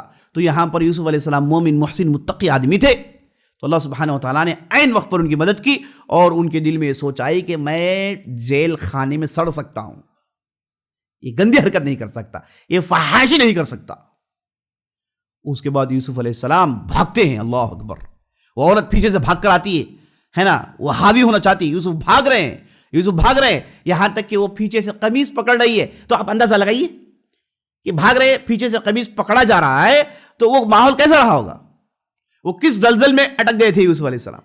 اور پیچھے سے ان کی قمیص پھٹ بھی جاتی ہے, لیکن اللہ کا بندہ پلٹ کے نہیں دیکھتا اور بھاگ رہا ہے دروازے کے پاس تاکہ وہ اس مصیبت سے بچ جائے. انسان برائی سے بچنے کی ایک کوشش کرتا ہے, یہ نہیں کہ ایک مرتبہ کوشش کیا, ہوتا نہیں میرے ہاتھ سے, میں کر ڈالا, نہیں چلے گا. ایمان کی آزمائش ہوتی ہے. یوسف علیہ السلام کے واقعے میں یہی بتایا گیا ہے کہ آپ کو 100% بتانا پڑے گا. جیسے اللہ نے حدیث قدسی میں نبی صلی اللہ علیہ وسلم سے روایت ہے کہ آدمی چل کر آتا ہے, اللہ اس کے پاس دوڑ کر آتا ہے, شروع تو تمہیں کو کرنی ہے, تمہیں کو ثابت کرنا ہے کہ تم سچے ہو. اس کے بعد اللہ کی مدد آئے گی. تم نے کچھ بھی محنت نہیں کی, ایسے ہی ہاتھ پر ہاتھ دھرے بیٹھے رہے اور اپنے آپ کو سرنڈر کر دیا, نہ کوئی ول پاور, نہ کوئی رکاوٹ کی طاقت, اتنے کمزور ہو, تو پھر کہاں سے اللہ کی مدد آئے گی؟ تو یوسف علیہ السلام نے ثابت کیا کہ نہیں, چاہے جو کچھ بھی ہو جائے, میں یہ غلطی نہیں کر سکتا. تو یوسف علیہ السلام بھاگتے ہیں اور وہاں پر دروازہ کھلتا ہے, وہاں پر ان کے آقا عزیز المصر کھڑے ہوئے ہیں. انہوں نے اس منظر کو دیکھ لیا, فوراً اس عورت نے اپنا سٹیٹمنٹ بدلایا, کہا کہ اس آدمی کے تعلق سے آپ کیا کریں گے جو اپنے خانوادے پر ہاتھ ڈالنے کی کوشش کرتا ہے. یوسف علیہ السلام نے انکار کیا, دونوں کے درمیان بحث چلی گئی. تو اس کے بعد عزیز المصر نے ایک صاحب کو بلایا, پورا واقعہ سنایا. تو اس میں ایک حکمت والے نے کہا کہ چیک کرو, قمیص پیچھے سے پھٹی ہوئی ہے تو جان لو تمہاری بیوی جھوٹ بول رہی ہے, قمیص سامنے سے پھٹی ہوئی ہے جان لو یوسف جھوٹ بول رہا ہے. قمیص چیک کیا گیا تو پتا چلا پیچھے سے پھٹی ہوئی ہے. تو عزیز مصر کو معلوم ہو گیا, لیکن حسب نسب والی عورت کیا کریں گے, حق معلوم ہے, اس کے باوجود اتنی پاورفل عورت کچھ نہیں کر پائے. یوسف علیہ السلام جیل چلے گئے, جیل میں 7 سال کاٹتے ہیں اور اس کے بعد باہر نکلتے ہیں. پورا مصر ان کے ہاتھ میں ہے, پوری مصر کی بادشاہت ان کے ہاتھ میں. پوری بنی اسرائیل کو لائے فلسطین سے, مصر میں سیٹل کروایا ہے نا, ایسے سیٹل کروایا پوری عزت کے ساتھ. یہ جانے کے بعد 200 سال تک بنی اسرائیل کی عزت تھی, وہ فرعونیوں پر حکومت کر رہے تھے. بعد میں ان لوگوں نے جو روکردانی کی, جو نافرمانی کی, اللہ نے کایا پلٹ دیا, فرعونیوں کو ان پر مسلط کر دیا. تو بہرحال ساتھیوں, قرآن میں اللہ نے اس واقعے کو بڑے ہائی لائٹ کے ساتھ, پوری تفصیل کے ساتھ اللہ نے قرآن بتایا. وہ یہ چاہتا ہے کہ ایسی آزمائشیں مومنین کے ساتھ آیا کرے گی. مومن کو اپنی ثبات قدمی دکھانی ہوتی ہے, مومن کو اپنی ثبات قدمی دکھانی ہوتی ہے. وہ اپنے طرف سے کوشش سچائی کے ساتھ اسے کرنی ہوتی ہے. بہت سارے لوگ آتے ہیں کہ میں یہ چھوڑ نہیں سکتا, ان ویڈیوز کو دیکھے بغیر میں رہ نہیں سکتا, ہے نا, میں پتہ نہیں میں دیکھ دیتا ہوں فلاں کر. بھائی صاحب, آپ کے اندر اتنی بھی سکت نہیں, توڑ دو موبائل, جگہ بدل ڈالو, جاؤ لوگوں کے درمیان رہو. یہ چھپ چھپ کے جائیں گے اور کہیں گے کہ بھائی صاحب میرے ہو نہیں پا رہا. کیوں؟ تم نے راستے بنائے نا, تم نے وہ ماحول بنایا ہے اور پھنس گئے اور کہتے ہو نہیں ہو رہا ہے, دھوکہ دے رہے ہو اور پھنس جاؤ گے. اللہ سچوں کو پسند کرتا ہے. اعتراف کرو, غلطی کا اعتراف کرو, اللہ کے یہاں معافی مانگو, راستے کھل جائیں گے. اپنے غلطی کو جسٹیفائی مت کرو. جو ہمارے ہاں مصیبت یہ ہوتی ہے, انسان غلطی کرنے کے بعد اس غلطی کو جسٹیفائی کرتا ہے, کہتا ہے کہ نہیں یہ ہے وہ ہے وہ, نہیں. تیرے دل کو معلوم ہے کہ چور کہاں ہے, تجھ سے کہاں غلطی ہوئی, تو کہاں اپنی نفس کی خواہش کر بیٹھا, تجھے معلوم ہے. تو اسے تو نہیں کر پائے گا تو پھر اللہ کی مدد نہیں آئے گی. تو بہرحال ساتھیوں, یہاں پر برسیسا جو دوسری غلطی ہوئی, انہوں نے خلوت کیا اس عورت کے ساتھ. اور آج ہمارے معاشرے میں جو ایپس کی شکل میں, جو ویب سائٹس کی شکل میں جو خلوتیں ہوتی ہیں اور کالجز میں, اسکولز میں سے پروموٹ کیا جاتا ہے, کہتے ہیں کہ لڑکے اگر لڑکیوں کے ساتھ رہتے ہیں تو اچھا پرفارمنس کرتے ہیں, ہے نا, زیادہ شرارتی نہیں کرتے, اس لیے لڑکیوں کے ساتھ بغل میں بٹھانا چاہیے. میں ایک اسکول کے یونیفارم دیکھ رہا تھا, لڑکوں کے لیے تو ٹائی ڈال کے حلق میں باندھ دیا گیا ہے, ہاں تک کپڑے ہیں. عورت کے لیے انہیں گھٹنوں کے اوپر ہیں, چھوٹے چھوٹے کپڑے عورت بچیوں کے لیے اور مرد بچوں کے لیے, پورے ان کی اسکول کا یونیفارم ہے اور دونوں کو بغل میں بٹھایا جاتا ہے. کیا کرنا چاہ رہے ہیں آپ؟ سمجھ میں نہیں آ رہا مجھے. کیا کرنا چاہ رہے ہیں؟ یعنی یہ کرے کہ بیاہی پروموٹ کر رہے ہو, کہہ رہے ہو کہ کر لو پورا, کیا بتانا چاہتے ہو؟ اگر کچھ ہو جائے تو تم ہی لوگ تو چیختے ہو. یاد رکھ لیجئے, جتنے بھی مرڈرز ہوتے ہیں, جتنے بھی کلنگز ہوتی ہیں پورے ہندوستان میں, اس کے پیچھے 90% جو مسائل ہیں وہ بٹریل کے ہوتے ہیں. شوہر کے افیئرز تھے, بیوی کے افیئرز تھے. اب سب کچھ چھوڑنے کے بعد افیئر نہیں ہے تو کیا لڈوا ملیں گے؟ پتہ ہی نہیں چل رہا مجھے, ہے نا. آپ نے پورا چھوڑ دیا, اور جائیے مل کے کام کریے، مل کے جو ہے پورا کریے، سفر کریے، ہے نا، مل کے ایک ہی کمرے میں رہیے، اور اس کے بعد دونوں جو ہے بیوٹرل نہیں کرے. کیا پاگل ہیں آپ؟ نے روئی کو آگ کے پاس رکھ دیا، کہہ رہے ہو کہ نہیں جلنا نہیں چاہیے. اتنی بھی عقل نہیں رکھتے، ہے نا. جب برائی ہو جاتی ہے تو اندر کا انسان جاگتا ہے. اس سے پہلے کیا ہوتا ہے؟ ماڈرنزم اسے روکا ہوا ہے. اس سے پہلے بھائی صاحب یہ کیا ہے بھائی، یہ کو نہیں، یہ فلاں ہے، یہ فلاں ہے، ایسی باتوں میں پڑا ہوتا ہے. جب عصمت چلی جاتی ہے سر پیٹتا ہے. اور ایسے بھی بے حیا ہیں جو عصمت بھی چلے جائے تو آج کل کہتے ہیں کہ کوئی بڑی بات نہیں. اور یاد رکھ لیے نبی صلی اللہ علیہ وسلم نے ایک حدیث میں ارشاد فرمایا 3 لوگ ایسے ہوں گے جن سے نہ اللہ سبحانہ و تعالیٰ قیامت کے دن بات کرے گا، نہ انہیں پاک کرے گا، نہ انہیں دیکھے گا. انتہائی ذلت ملے گی. ان میں سے ایک آدمی جسے نبی صلی اللہ علیہ وسلم نے کہا دیوث اس آدمی کو کہتے ہیں جس کے گھر والے ہر قسم کی برائی میں پڑے ہوئے ہیں لیکن اس کے گال میں جو رینگتی نہیں. یہ بے غیرت انسان ہوتا ہے. اسے اس برائی کو روکنا چاہیے ورنہ کچھ اور کرنا چاہیے. برائی کو دیکھتے ہوئے خاموش بیٹھا رہے، کہے کہ بھائی کیا غلطی ہے بھائی صاحب، یہ تو آدمی ہے نا اس کے دل کا غیرت ختم ہو گیا ہے، بہت بڑی مصیبت میں پڑا ہوا ہے آدمی. تو عزیز ساتھیوں، یہ جو ہمارا معاشرہ جو چل رہا ہے اس میں قدم قدم آپ اپنے بچوں کو چیک کریے، ماحول میں سوچ سمجھ کر رہیے.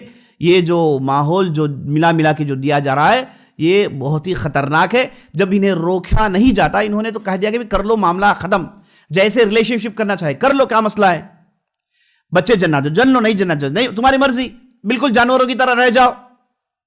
اگر ایسے ہی چلتا رہے گا تو فارمز میں آپ باپ کا نام نہیں بھر سکتے، فارم میں مام ہی کا نام ہوگا.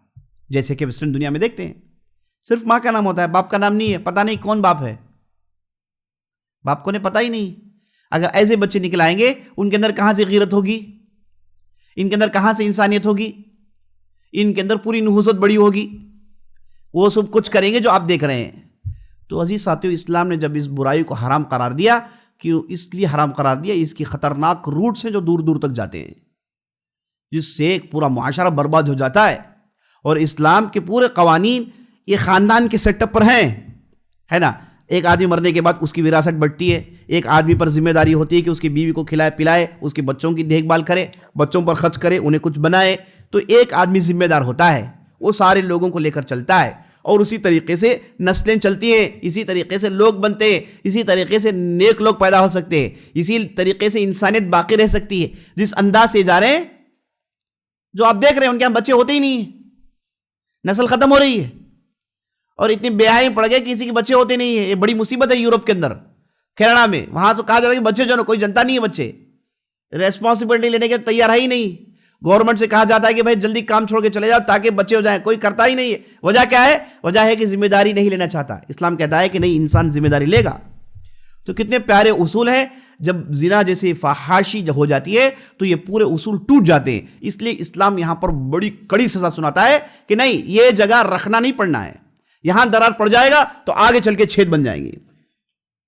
تو بہرحال عزیز ساتھیوں، یہاں پر جو برسیسا جو غلطی ہوئی وہ یہ کہ انہوں نے خلوت کیا، بات چیت کی. یاد رکھ لیجئے گا، آپ فون میں کسی بھی عورت سے بات کر رہے ہیں، غیر ضروری بات چیت ہو رہی ہے نا، سمجھ جائیے کہ شیطان وہاں ہے.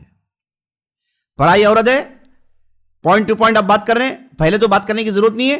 یہ کوشش کریے کہ بغیر بات چیت کے معاملہ ختم ہو جائے. ضرورت پڑی بات چیت کرنے کی، لوگوں کے سامنے بات کریے، ہے نا، صرف پوائنٹ ٹو پوائنٹ بات کریے. اور شیطان وہاں پر پوائنٹ ٹو پوائنٹ بات کرنے نہیں دے گا. وہاں سے لچکیں شروع ہوں گی، ہنسی شروع ہوگی، بات چیت شروع ہوگی، پرسنل باتیں شروع ہوگی. آج سمجھ لیجئے کہ شیطان آ گیا. بڑی مصیبت ہوتی ہے.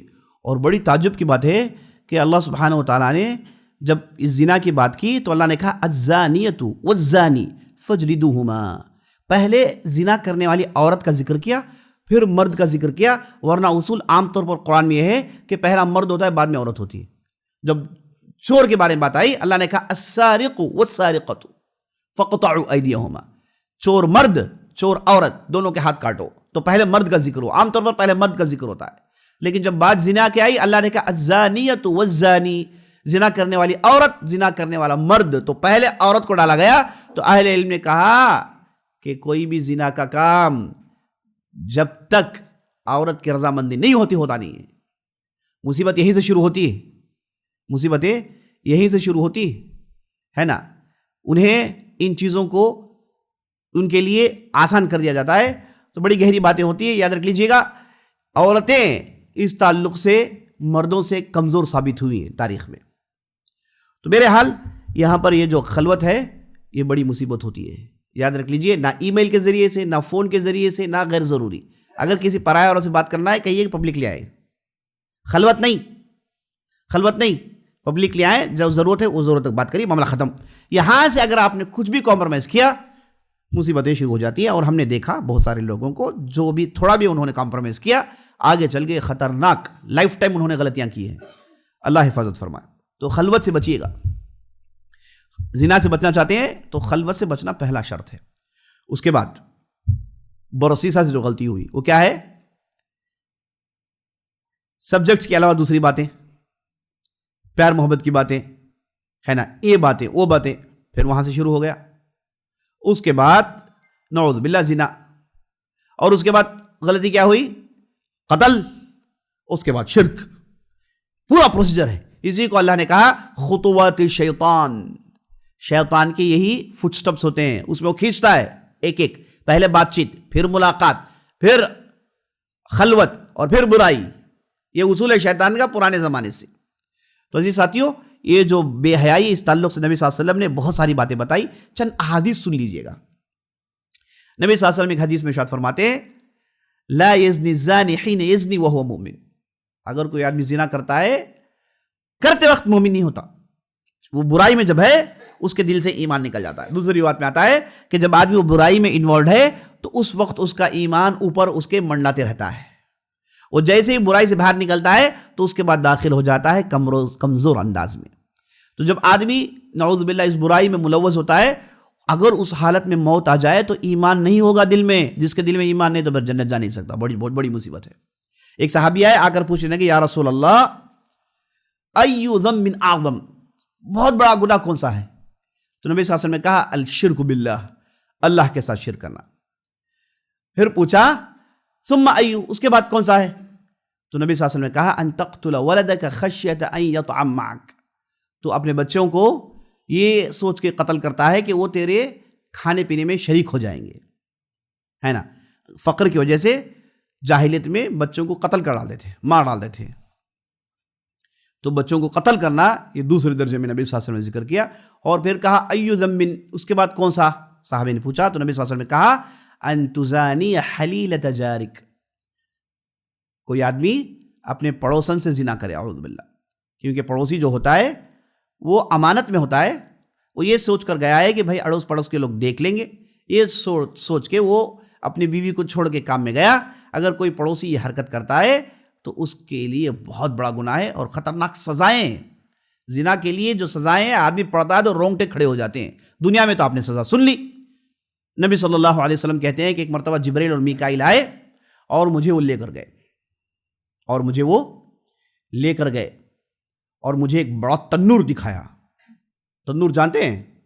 تنور جس میں آج کل ہوٹلوں میں ہے نا جو روٹیاں سیکتے ہیں، جہنم کا تنور دکھایا بہت بڑا. اور مجھے قریب لے کر گئے اور میں نے جھانکا تو دیکھا کہ اس میں عورت مرد ہیں جو ننگے ہیں. عورت مرد ہیں ننگے ہیں.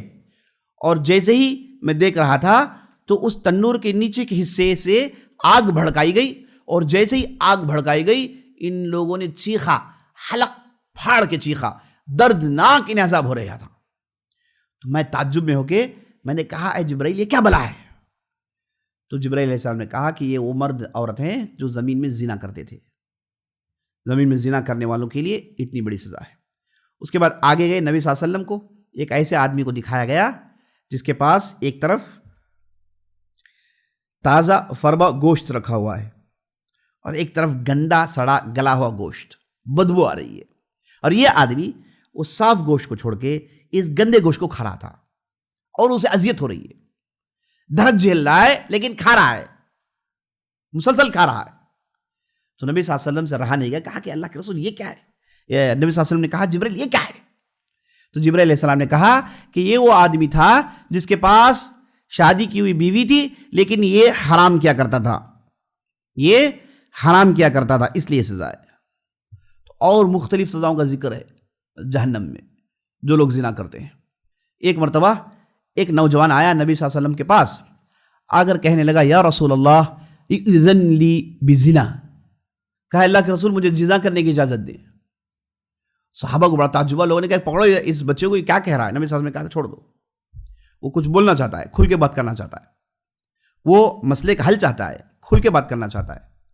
اس حدیث سے بات معلوم ہوئی ماں باپ کو اپنے بچوں سے بات کرنی چاہیے، ماں باپ کو اپنے بچوں سے بات کرنی چاہیے۔ بہت سارے ماں باپ ایسے ہوتے ہیں جو باہر تو ان کے بڑے اچھے تعلقات ہوتے ہیں لیکن اپنے بچوں سے بات چیت نہیں کرتے۔ بعض باپ ایسے ہوتے ہیں بچوں کو دیکھتے ہی بھڑک جاتے ہیں، بچہ جیسے ہی باپ کو دیکھتا ہے اعوذ باللہ من الشیطان پڑھتا ہے، کہتا ہے کہ میں تو شیطان نے سنا، لیکن گھر میں بھی ہمارے ہاں ایک شیطان ہے جو دیکھنے کے ساتھ جو ہے وہ بھڑک جاتا ہے۔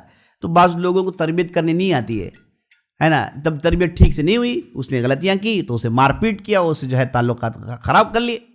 یہ طریقہ نہیں، ماں باپ کو بچوں سے بات کرنی چاہیے۔ دیکھیے نبی صلی اللہ علیہ وسلم پاس اس نوجوان نے دھڑلے سے کہا، صحابہ نے کہا کہ بدتمیزی گستاخی کر رہا ہے، روکنے کو کہا کہ نہیں چھوڑو بات کرنا چاہ رہا ہے، بات کریں گے، وہ کچھ بولنا چاہ رہا ہے، اس کے دل میں جو نکالنا چاہ رہا ہے۔ تو ایسے آپ اپنے بچوں کو چیک کریے، بچوں سے بات کریے۔ آپ کا لڑکا ہے، آپ کی لڑکی ہے، وہ کس حالت میں گزر رہا ہے، اس کے دل میں کیا، وہ کیا سوچ رہا ہے۔ آپ ایک طرف سے بولتے جاتے ہیں کر رہا ہوں مت، یہ وہ کچھ اور ہی سوچ رہا ہے۔ پوچھو نا وہ کیا چاہ رہا ہے۔ اور ہر بچہ ایک نہیں ہوتا، ہر بچے کی سوچ ایک نہیں ہوتی، سب کے ایک ہی ماحول نہیں ہوتے، ہے نا۔ وہ کیسے ماحول میں جاتا ہے، اسکول میں رہتا ہے، کن لوگوں سے اٹھتا ہے، کن بچوں سے بیٹھتا ہے، کیا ہو گیا، ہے نا۔ وہ اندر سے پریشان رہتا ہے اور اوپر سے والدین اسے اور پریشر ڈالتے ہیں۔ تو اس لیے بچوں سے کھل کے پوچھنا چاہیے، بات چیت کرنی چاہیے، خاص طور پر اگر وہ ڈپریشن میں، وہ پریشانی میں ہے تو انہیں بتانا چاہیے، انہیں گائیڈ کرنا چاہیے، اور زندگی کیسے جیتے ہیں، بہت ساری باتیں ہوتی ہیں، ان سے کھل کے بات کرنی پڑتی ہے۔ تو نبی صلی اللہ علیہ وسلم نے اس نوجوان سے کہا کہ چلو بھائی کیا بتانا چاہتے ہو، بولو، تم تو بڑی بات کر رہے ہو، زنا کی اجازت مانگ رہے ہو، تم کیا کہنا چاہتے ہو بتاؤ۔ تو اس نے کہا کہ یا رسول اللہ میں زنا کرنا چاہتا ہوں، اعوذ باللہ۔ تو نبی صلی اللہ علیہ وسلم نے اسے لاجیکل ڈسکس کیا، قرآن کی آیتیں نہیں پڑھی نہ احادیث بتائی۔ نبی صلی اللہ علیہ وسلم نے کہا کہ اچھا اترضاہ لامک، کیا تو تیری ماں کے ساتھ اگر کوئی ایسا کرے مان لے گا؟ ان نوجوان نے کہا کہ فدا کا یا رسول اللہ آپ پر میری جان فدا ہو، ایسا تو میں نہیں مانوں گا۔ تو نبی صلی اللہ علیہ وسلم نے کہا کہ لوگ بھی ان کی ماؤں کے ساتھ ہی نہیں چاہتے، کیا تم تمہاری بیٹی کے ساتھ ایسا چاہو گے؟ کہا کہ نہیں، کہا کہ لوگ بھی ان کی بیٹیوں کے لیے نہیں چاہتے، کیا تم تمہاری بہن کے ساتھ چاہو گے؟ نبی صلی اللہ علیہ وسلم نے کہا کہ نہیں، لوگ بھی نہیں چاہتے۔ کیا تمہاری خالہ کے ساتھ، کیا تمہاری پھوپھی کے ساتھ؟ نبی صلی اللہ علیہ وسلم نے جو بھی رشتے تھے سب رشتوں کو بتایا، کہا کہ کیا ان عورتوں کے ساتھ جو تمہاری ہیں، خاندان کی ہیں، تمہاری رشتہ دار ہیں، ان کے ساتھ یہ برائی ہو، تم دیکھتے خاموش رہو گے؟ اس نوجوان نے کہا کہ نہیں، تو پھر تم اگر کسی سے زنا کرو گے، وہ بھی کسی کی پھوپھی ہوگی، وہ بھی کسی کی خالہ ہوگی، وہ کسی کی بیٹی ہوگی، کسی کی بہن ہوگی، کسی کی ماں ہوگی، تو کیسے؟ عقل نہیں مانتا نا۔ تو اس کے بعد وہ نوجوان کنفیوژن میں بیٹھا ہوا تھا، تو نبی صلی اللہ علیہ وسلم نے اس نوجوان کے سینے میں ہاتھ رکھا، کہا اللہم طہر قلبہ وحصن فرجہ واغفر ذنبہ۔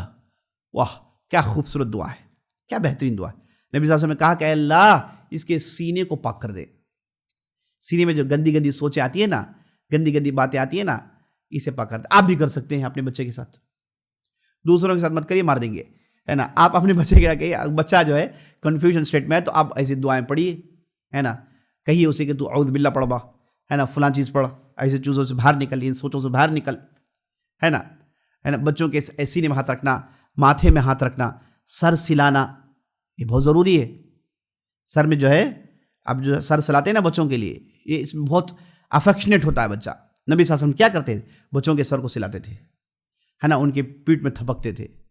یہ سب کیا ہے کہ انسان کے جو محبت اور اس کے لگاؤ کو بتاتی ہے، جس سے بندہ خوش ہوتا ہے۔ تو نبی صلی اللہ علیہ وسلم نے سینے میں ہاتھ رکھ، کہا اے اللہ اس کے سینے کو پاک کر دے، اس کے سینے کو پاک کر دے، اس کی شرمگاہ کی حفاظت کر۔ آپ صلی اللہ علیہ وسلم نے کہا وحصن فرجہ، اے اللہ اس کی شرمگاہ کی حفاظت کر، واغفر ذنبہ اس کے گناہوں کا اللہ معاف کر دے۔ اس کے بعد وہ نوجوان کے دل میں یہ ساری خلیشیں تھی پوری ختم ہو گئی، اللہ اکبر۔ اس کے بعد وہ اطمینان سے اٹھ کر گیا۔ تو کبھی کبھار ڈپریشن میں بات چیت کی ضرورت پڑتی ہے، چھوٹی سی دعا ہوتی ہے، معاملہ ہی نکل جاتا ہے۔ اگر اس کا آپ حل نکالیں گے نہیں، آگے چل کے خطرناک صورت وہ چیز اختیار کر لیتی ہے۔ تو نبی صلی اللہ علیہ وسلم نے زنا کے تعلق سے بہت ساری روایتیں بتائی، وہ حدیث نے آپ نے سن لی۔ اگر کسی معاشرے میں زنا اور سود عام ہو جائے تو وہ معاشرہ، اس نے تو اللہ کو دعوت دے دی ہے، میں آپ کے سامنے چند اسباب لے کر آیا ہوں.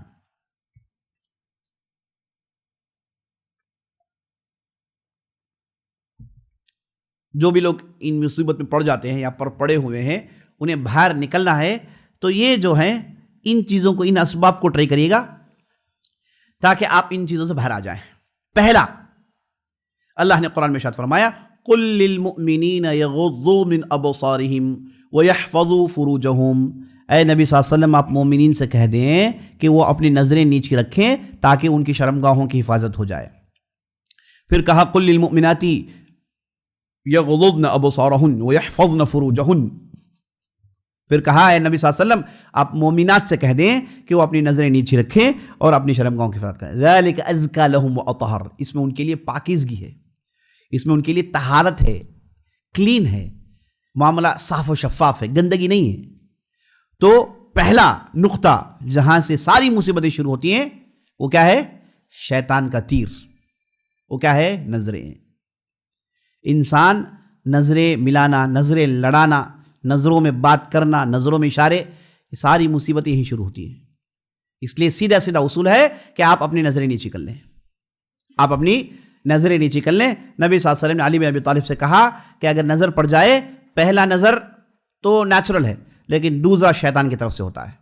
آپ نے برائی دیکھی، نظر نیچے کر لی، پھر دیکھ رہے ہیں شیطان کی طرف سے.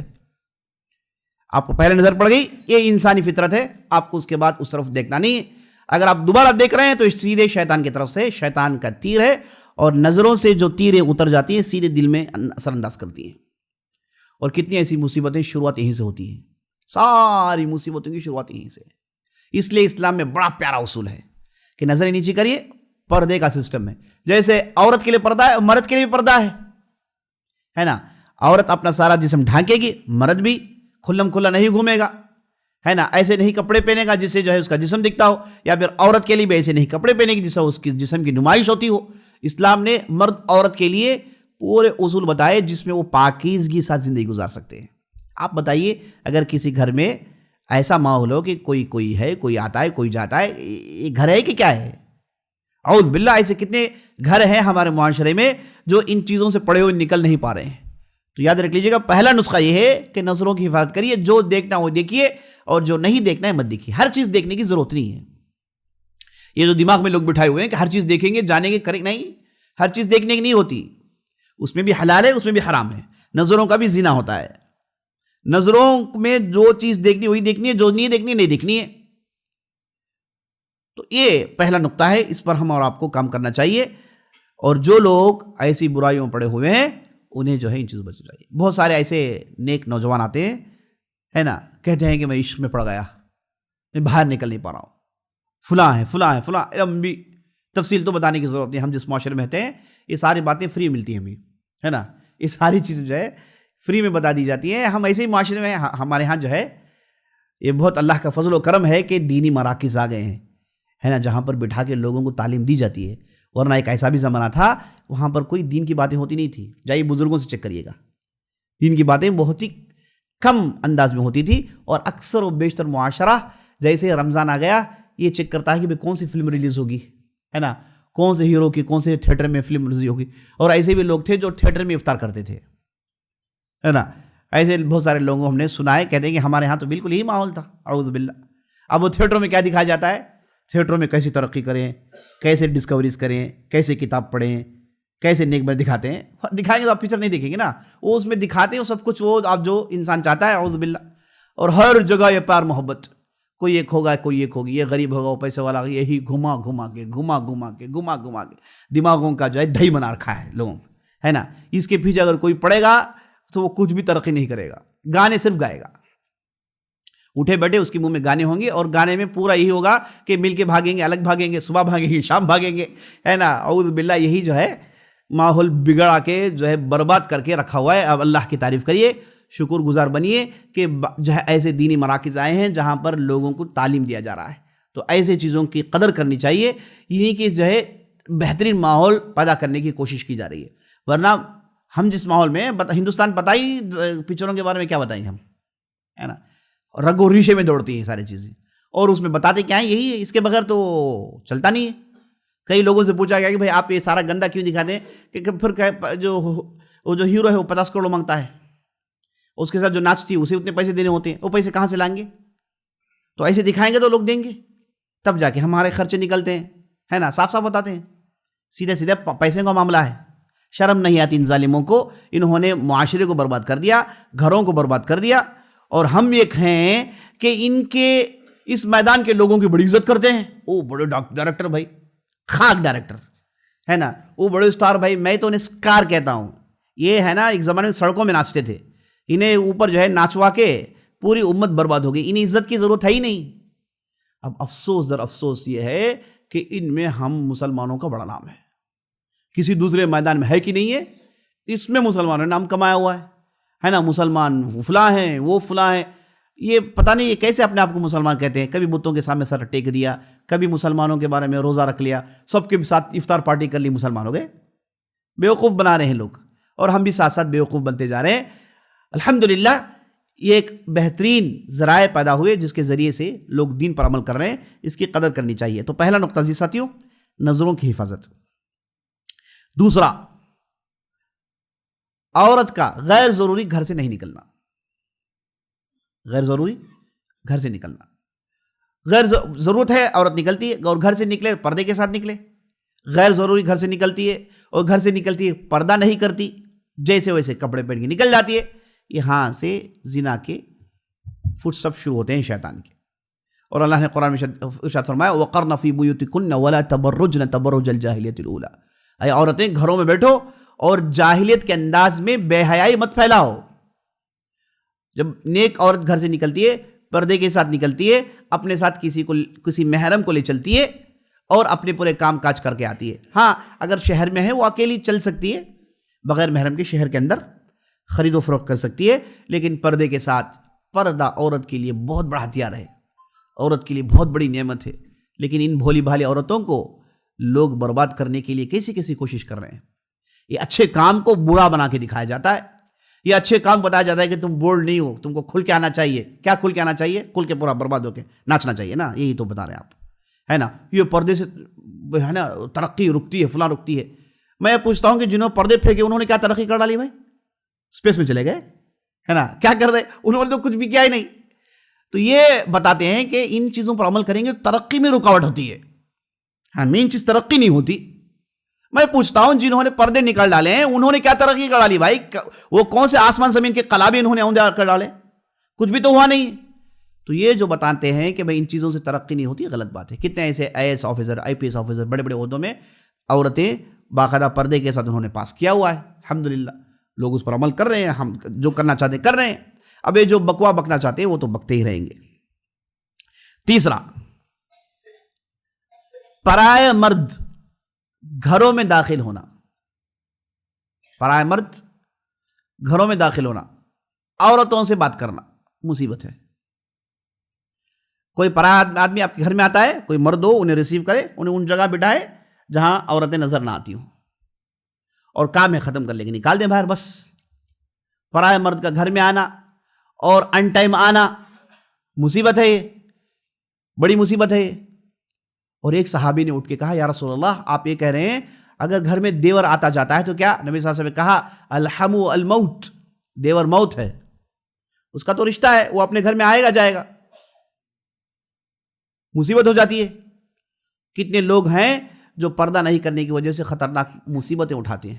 پردہ کریے عزیز ساتھیو، اطمینان ہوگا، چین و سکون ہوگا، ورنہ آدمی پردہ نہیں کرے گا، اپنے آفس میں بیٹھا ہوا ہے، غلط غلط سوچ، کیا ہو رہا ہے، کدھر ہو رہا ہے، خاندانیں ٹوٹتے ہیں، مصیبتیں کھڑی ہو جاتی ہیں۔ تو یہاں پر پرائے مرد کا گھر میں داخل ہونا بغیر اجازت کے، اور رشتہ داروں کا داخل ہونا، اور خاص طور پر یہ رشتہ جو میں نے آپ کے سامنے رکھا، یہ ساری چیزوں میں پردوں کی پابندی ہونی چاہیے، پردوں کی پابندی بہت ضروری ہے۔ اور نمبر 4، اگر کوئی آدمی معاملی طبقے کا ہے، کمزور ہے، اس نے ایسی غلطی کی تو اسے حد جاری کیا جاتا ہے، اسے لعن طعن کیا جاتا ہے۔ اگر کوئی آدمی بڑے طبقے کا ہے، اس سے اگر غلطی ہو تو اسے معاف کر دیا جاتا ہے۔ یہ اگر انجسٹس ہو حد جاری کرنے میں، اہل علم کہتے ہیں کہ برائیاں پھیلے گی، اور بنی اسرائیل نے ہی کیا۔ بنی اسرائیل نے ان کے جب بڑے لوگ غلطی کرتے تو معاف کر دیتے، چھوٹے اگر غلطی کرے پکڑ کے سزائیں دیتے تھے۔ اور نبی صلی اللہ علیہ وسلم نے ایک مرتبہ ایک عورت تھی جن کا نام تھا مخزومیہ، نبی صلی اللہ علیہ وسلم کے پاس کیس آیا، کہا گیا کہ اس عورت نے چوری کی ہے، تو نبی صلی اللہ علیہ وسلم نے کہا کہ ہاتھیں کاٹنی پڑیں گی، تو حکم دے دیا۔ اب یہ عورت ٹھہری بڑی حسب و نسب والی بنو مخزوم کی، اور بڑا بنو ہاشم کے ٹکر کا قبیلہ ہے اور بڑی مشہور و معروف خاتون ہے، تو لوگ گئے آپس میں بولنے لگے کہ کیا ہو گیا، چہمے گوئیاں شروع ہو گئی، تو سب گئے جا کے اسامہ بن زید سے کہے کہ آپ سفارش کریں کہ نبی صلی اللہ علیہ وسلم اس میں دوبارہ نظر ڈالیں، اور اسامہ بن زید ٹھہرے بڑے بھولے بھلے آدمی، کم سن تھے، اور سیدھے نبی صلی اللہ علیہ وسلم پر چلے گئے، کہا یا رسول اللہ آپ نے جو حد جاری کا حکم دیا ہے وہ عورت بنو مخزوم کی ہے، آپ اس تعلق سے دوبارہ سوچیں۔ تو نبی صلی اللہ علیہ وسلم کا چہرہ رخ سرخ ہو گیا، غصے میں آئے، کہا اے اسامہ اتشفع فی حد من حدود اللہ، اللہ کے حد میں تم سفارش کر رہے ہو، تم کون ہو اللہ کے حد میں سفارش کرنے والے؟ اللہ کا حکم ہے، اسے نافذ کرنا یہ میری ذمہ داری ہے، تم کہاں کھڑ کے کیا سفارش کر رہے ہو؟ حالانکہ اسامہ بن زید نبی صلی اللہ علیہ وسلم کے بہت ہی چہیتے آدمی ہیں، بہت ہی چہیتے، اسی لیے لوگ ان کے پاس گئے، اور نبی صلی اللہ علیہ وسلم کو جب انہوں نے غصہ دیکھا تو اسامہ بن زید کہتے ہیں کہ میں یہ سمجھ رہا تھا کہ بھائی اسی دن میں اسلام قبول کیا ہوں، میں نے بہت بڑی غلطی کر ڈالی، بغیر سوچے سمجھے میں نے سفارش کر دی۔ اور اس کے بعد نبی صلی اللہ علیہ وسلم نے کہا واللہ اللہ کی قسم، اگر فاطمہ بنت محمد بھی چوری کرتی اس کے ہاتھ بھی میں کاٹتا۔ تو نبی صلی اللہ علیہ وسلم نے حد جاری کرنے میں انصاف کا ذکر کیا۔ تو یہ معاشرے میں غریب ہو تو پکڑو خوب سزا دو، مالدار ہو تو اسے بچا لو، جو ہم ہمارے ہاں دیکھتے ہیں برائیاں ختم نہیں ہوں گی، برائیاں ہرگز ختم نہیں ہوں گی، انصاف ہونی چاہیے غلطیوں کی سزاؤں دینے میں۔ اور اسی طریقے سے اگر کوئی آدمی شادی کی عمر کو پہنچ گیا ہے اسے شادی کرنی ہے۔ یا معشر الشباب من استطاع منکم الباءۃ فلیتزوج، اے نوجوان طبقہ تم میں سے جو شادی کرنے کی طاقت رکھتا ہے اسے شادی کرنی چاہیے۔ شادی کرنے کی طاقت سے مراد کیا؟ اہل علم نے کہا مالی صلاحیت اور جسمانی طاقت دونوں ہونی چاہیے، اور مالی صلاحیت پر زیادہ زور ہے، یعنی اس کے اندر اتنا مالی طاقت ہو کہ یہ جائیں گھر بسائیں، یہ کھلائیں پلائیں، شادی ذمہ داری ہوتی ہے، ان لوگوں کی طرح جانوروں کا کھیل نہیں ہوتا کہ لے کر نکل جائے، یہاں پر یہ پوری ذمہ داری ہوتی ہے۔ اگر کسی نوجوان کے پاس کمائی ہے وہ پال پوس سکتا ہے، اسی کو شادی کرنی ہے۔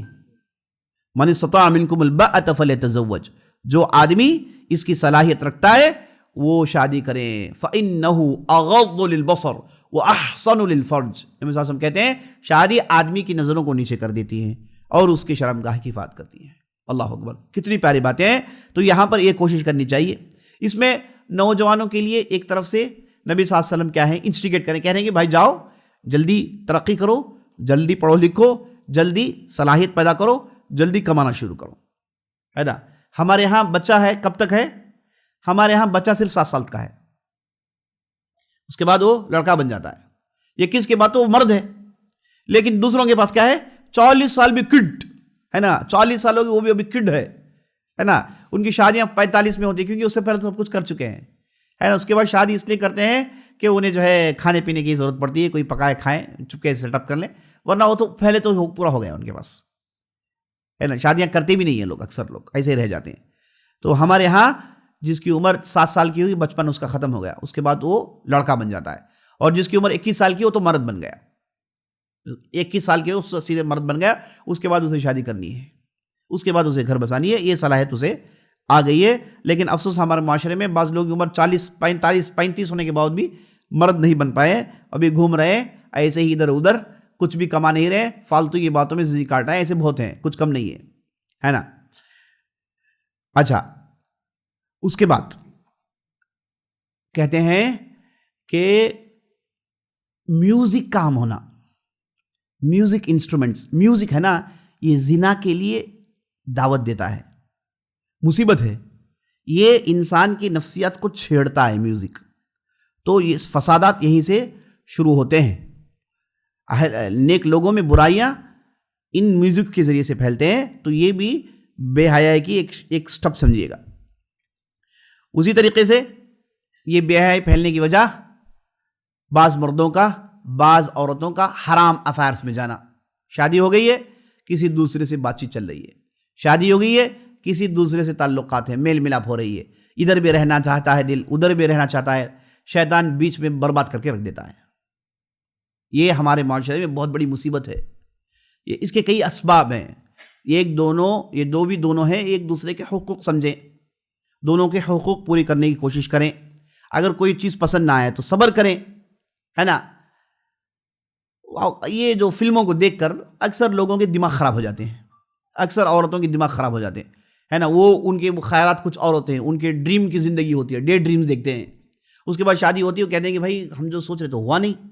تو اس کے بعد جھگڑے شروع ہو جاتے ہیں. اس کے بعد نظریں انہیں ٹٹولتی ہیں جو ان کے ڈسکرپشنز میں اترتی ہوں، ہے نا. یہ جو گانے بجانے، یہ فلموں نے جو برباد کیا ہے، بہت بڑا برباد کیا ہے، بہت خطرناک بربادی پھیل پائی ہے. اے اللہ، میں دعا کرتا ہوں کہ یہ مصیبتوں کو ٹال دے ہندوستان سے. جن کے پاس یہ طاقتیں، اللہ نے ان چیزوں کو ٹالنے کی انہیں طاقت دی. ان چیزوں سے مصیبتیں بہت پھیل گئی ہیں، بے حیائی کو بھیانک طور پر پھیلا گیا ہے. اتنے بڑے انڈسٹری بنانے کی کیا ضرورت تھی؟ اتنے بڑے پیمانے میں سے بنانے کی کیا ضرورت تھی کہ پورے کا پورا معاشرہ برباد ہوتے چلا جا رہا ہے. ہم تو یہ زنا کی بات کر رہے ہیں، ہمارے معاشرے میں برائی کرنے والے ایک دوسرے لیول میں چلے گئے ہیں، اعوذ باللہ. انہوں نے کسی کو چھوڑا نہیں ہے. اس کے بعد یہ جو ہومو سیکشوالٹی ہے، اسے کو تو لیگل بنا دیا گیا ہے نا. جو انتہائی منحوس گندی غلیظ چیز ہے، اسے تو جو ہے لیگل بنا دیا گیا ہے. اور کہا جاتا ہے کہ بھائی ایسا کرو تو پاپولیشن کم ہوگا، اس میں ڈی پاپولیشن کر دیں گے، قوموں کو ختم کر دیں گے، نسلوں کو ختم کر دیں گے. یہ پروگرام ہے ان کا. ان لوگوں نے جو ہے نا یہ اس کے علاوہ اور جانوروں کو بھی نہیں چھوڑا، جھاڑوں کو. پتہ نہیں ایسا انسان. مجھے جو ہے وہ بات یاد آ رہی ہے جس میں اہل علم کہتے ہیں کہ انسان اگر تقوی کے راستے میں چلے تو فرشتے سے بہتر بن جاتا ہے. اگر بے حیائی کے راستے میں چلے تو وہ گندی نالی کے کیڑے سے بدتر ہو جاتا ہے. بالکل وہی منظر عزیز ساتھیوں دیکھنے کو مل رہا ہے. خطرناک قسم کی برائیوں میں ہم اور آپ جھیل رہے ہیں، جی رہے ہیں. ہم اور آپ کو چاہیے کہ ہم اور آپ ان برائیوں سے بچنے کے لیے مل کر رہنا ہے. یہ اکیلا مقابلہ نہیں ہو سکتا ہے، یاد رکھ لیجیے آپ. اس کے لیے آپ کو معاشرہ بنانا پڑتا ہے. اس کے لیے آپ آنے والی نسل کو تیار کرنا پڑتا ہے نا. یہ بھی کچھ جہاد سے کم نہیں ہے. اس کے لیے محنت کرنا، اس کے لیے حلال ماحول پیدا کرنے کی محنت کرنا، یہ بہت بڑا جہاد ہوتا ہے. آسان ہے کہ آدمی جائے میدان میں جان دے دے، لیکن لوگوں کے درمیان رہ کے شیطان کے حربوں سے اور شیطان کے چیلوں کے کرتوتوں سے بچ کے حلال زندگی گزارنا یہ کوئی آسان چیز نہیں ہے. اس کے لیے بہت زیادہ صبر ہوتا ہے، جو کہ ہم کر رہے ہیں. اللہ سے دعا کریے گا اللہ سبحانہ و تعالی ہم اور آپ کو اسی تقوی میں باقی رکھیں، اسی تقوی کی زندگی میں رکھیں. بے حیائی سے ہم اور آپ کو بچائیں، بے حیائی سے ہم اور آپ کو بچائیں. اور میں آخر میں، اگر کسی سے غلطی ہو گئی، ایسے مصیبت میں پڑ گیا ہے، اسے مایوس ہونا نہیں چاہیے. لا تقنطوا من روح اللہ، اللہ کی رحمت سے مایوس ہونی نہیں چاہیے. ہمیں سیرت میں بعض ایسی مثالیں ملتی ہیں جو کہ خال بہت ہی کم ایسی مثالیں ملتی ہیں کہ جن میں بعض لوگوں سے غلطی ہو گئی، انہوں نے ایسی توبہ کی، اللہ اکبر، ایسی توبہ کی جو میں بیان کرنا ضروری سمجھتا ہوں. ایک صحابی تھے جن کا نام تھا ماعز بن مالک الاسلمی. یہ 9ویں ہجری کا واقعہ ہے. یہ نبی صلی اللہ علیہ وسلم پاس آتے ہیں ایک مرتبہ، اور نبی صلی اللہ علیہ وسلم کو دیکھ کر کہتے ہیں یا رسول اللہ طہرنی. کہتے ہیں کہ یا رسول اللہ مجھے پاک کریے. نبی صلی اللہ علیہ وسلم نے کہا، سمجھ گئے آپ صلی اللہ علیہ وسلم، کہا کہ جاؤ بھائی جاؤ توبہ کرو، استغفار کرو، ہم یہاں آنے کی ضرورت نہیں. وہ چلے گئے. پھر دوسرے دن آئے، آ کے کہا یا رسول اللہ طہرنی. ایسے لگتا ہے کہ جو واپس گئے رات میں ان کی ضمیر نے انہیں جھنجھوڑا. کہا کہ تو کیسا آدمی ہے، برائی کر کے ایسے نکلنا چاہتا ہے. قیامت کے دن تیرا کیا حشر ہوگا جب اللہ تجھے پوچھے گا تیرے ساتھ کیا سلوک ہوگا، تو یہ برائی کو رکھ کے کیا کرنے والا ہے، تیرے ماتھے میں تو کلنک ہے. تو ضمیر نے انہیں جھنجھوڑا. دوسرے دن آگے اگر کہا یا رسول اللہ طہرنی، نبی صلی اللہ علیہ وسلم نے کہا کہ بھائی جاؤ معاملہ تمہارا رب کا ہے. وہ قریب آ گئے، انہوں نے آ کے کہا یا رسول اللہ طہرنی، نبی صلی اللہ علیہ وسلم مجھے پاک کریے. بعض روایات میں آتا ہے کہ نبی صلی اللہ علیہ وسلم نے منہ اس طرف کر لیا تو اس طرف آ گئے، پھر اس طرف کر لیا تو پھر اس طرف آ گئے. تو 4 مرتبہ انہوں نے کہا کہ یا رسول اللہ طہرنی. تو نبی صلی اللہ علیہ وسلم نے صحابہ سے کہا کہ بھائی چیک کرو، پاگل تو آدمی نہیں ہے یہ. لوگ دوڑائے، قبیلے میں چیک کیا تو لوگ آ کے بولے کہ نہیں پاگل نہیں ہے. خاندانوں کا یہی فائدہ ہوتا ہے. خاندان میں لوگ ہر آدمی کا ریکارڈ رکھتے ہیں، ہے نا. آدمی کو دیکھ بھال کرنے کے لیے اس کا خاندان ہوتا ہے، اور اسلام میں اس لیے خاندان کا بہت بڑا مقام ہوتا ہے. تو نبی صلی اللہ علیہ وسلم نے دوڑایا، چیک کرو خاندان والوں سے کہ آدمی پاگل تو نہیں. آ کے بتا رہے ہیں کہ نہیں پاگل نہیں، صحیح آدمی ہے. اس کے بعد نبی صلی اللہ علیہ وسلم نے کہا کہ چیک کرو کہیں پی کر تو نہیں ہے، بک رہا ہے. تو لوگوں نے سونگا، کہا کہ نہیں پی کر بھی نہیں ہے. تو نبی صلی اللہ علیہ وسلم نے کہا کہ تم نے چما چاٹی کر لی ہوگی، لپٹ وپٹ لیا ہوگا، نہیں تم نے نہیں کیا، کہا اللہ کے رسول وقعت فی الزنا، اللہ کے نبی میں نے زنا کیا ہے۔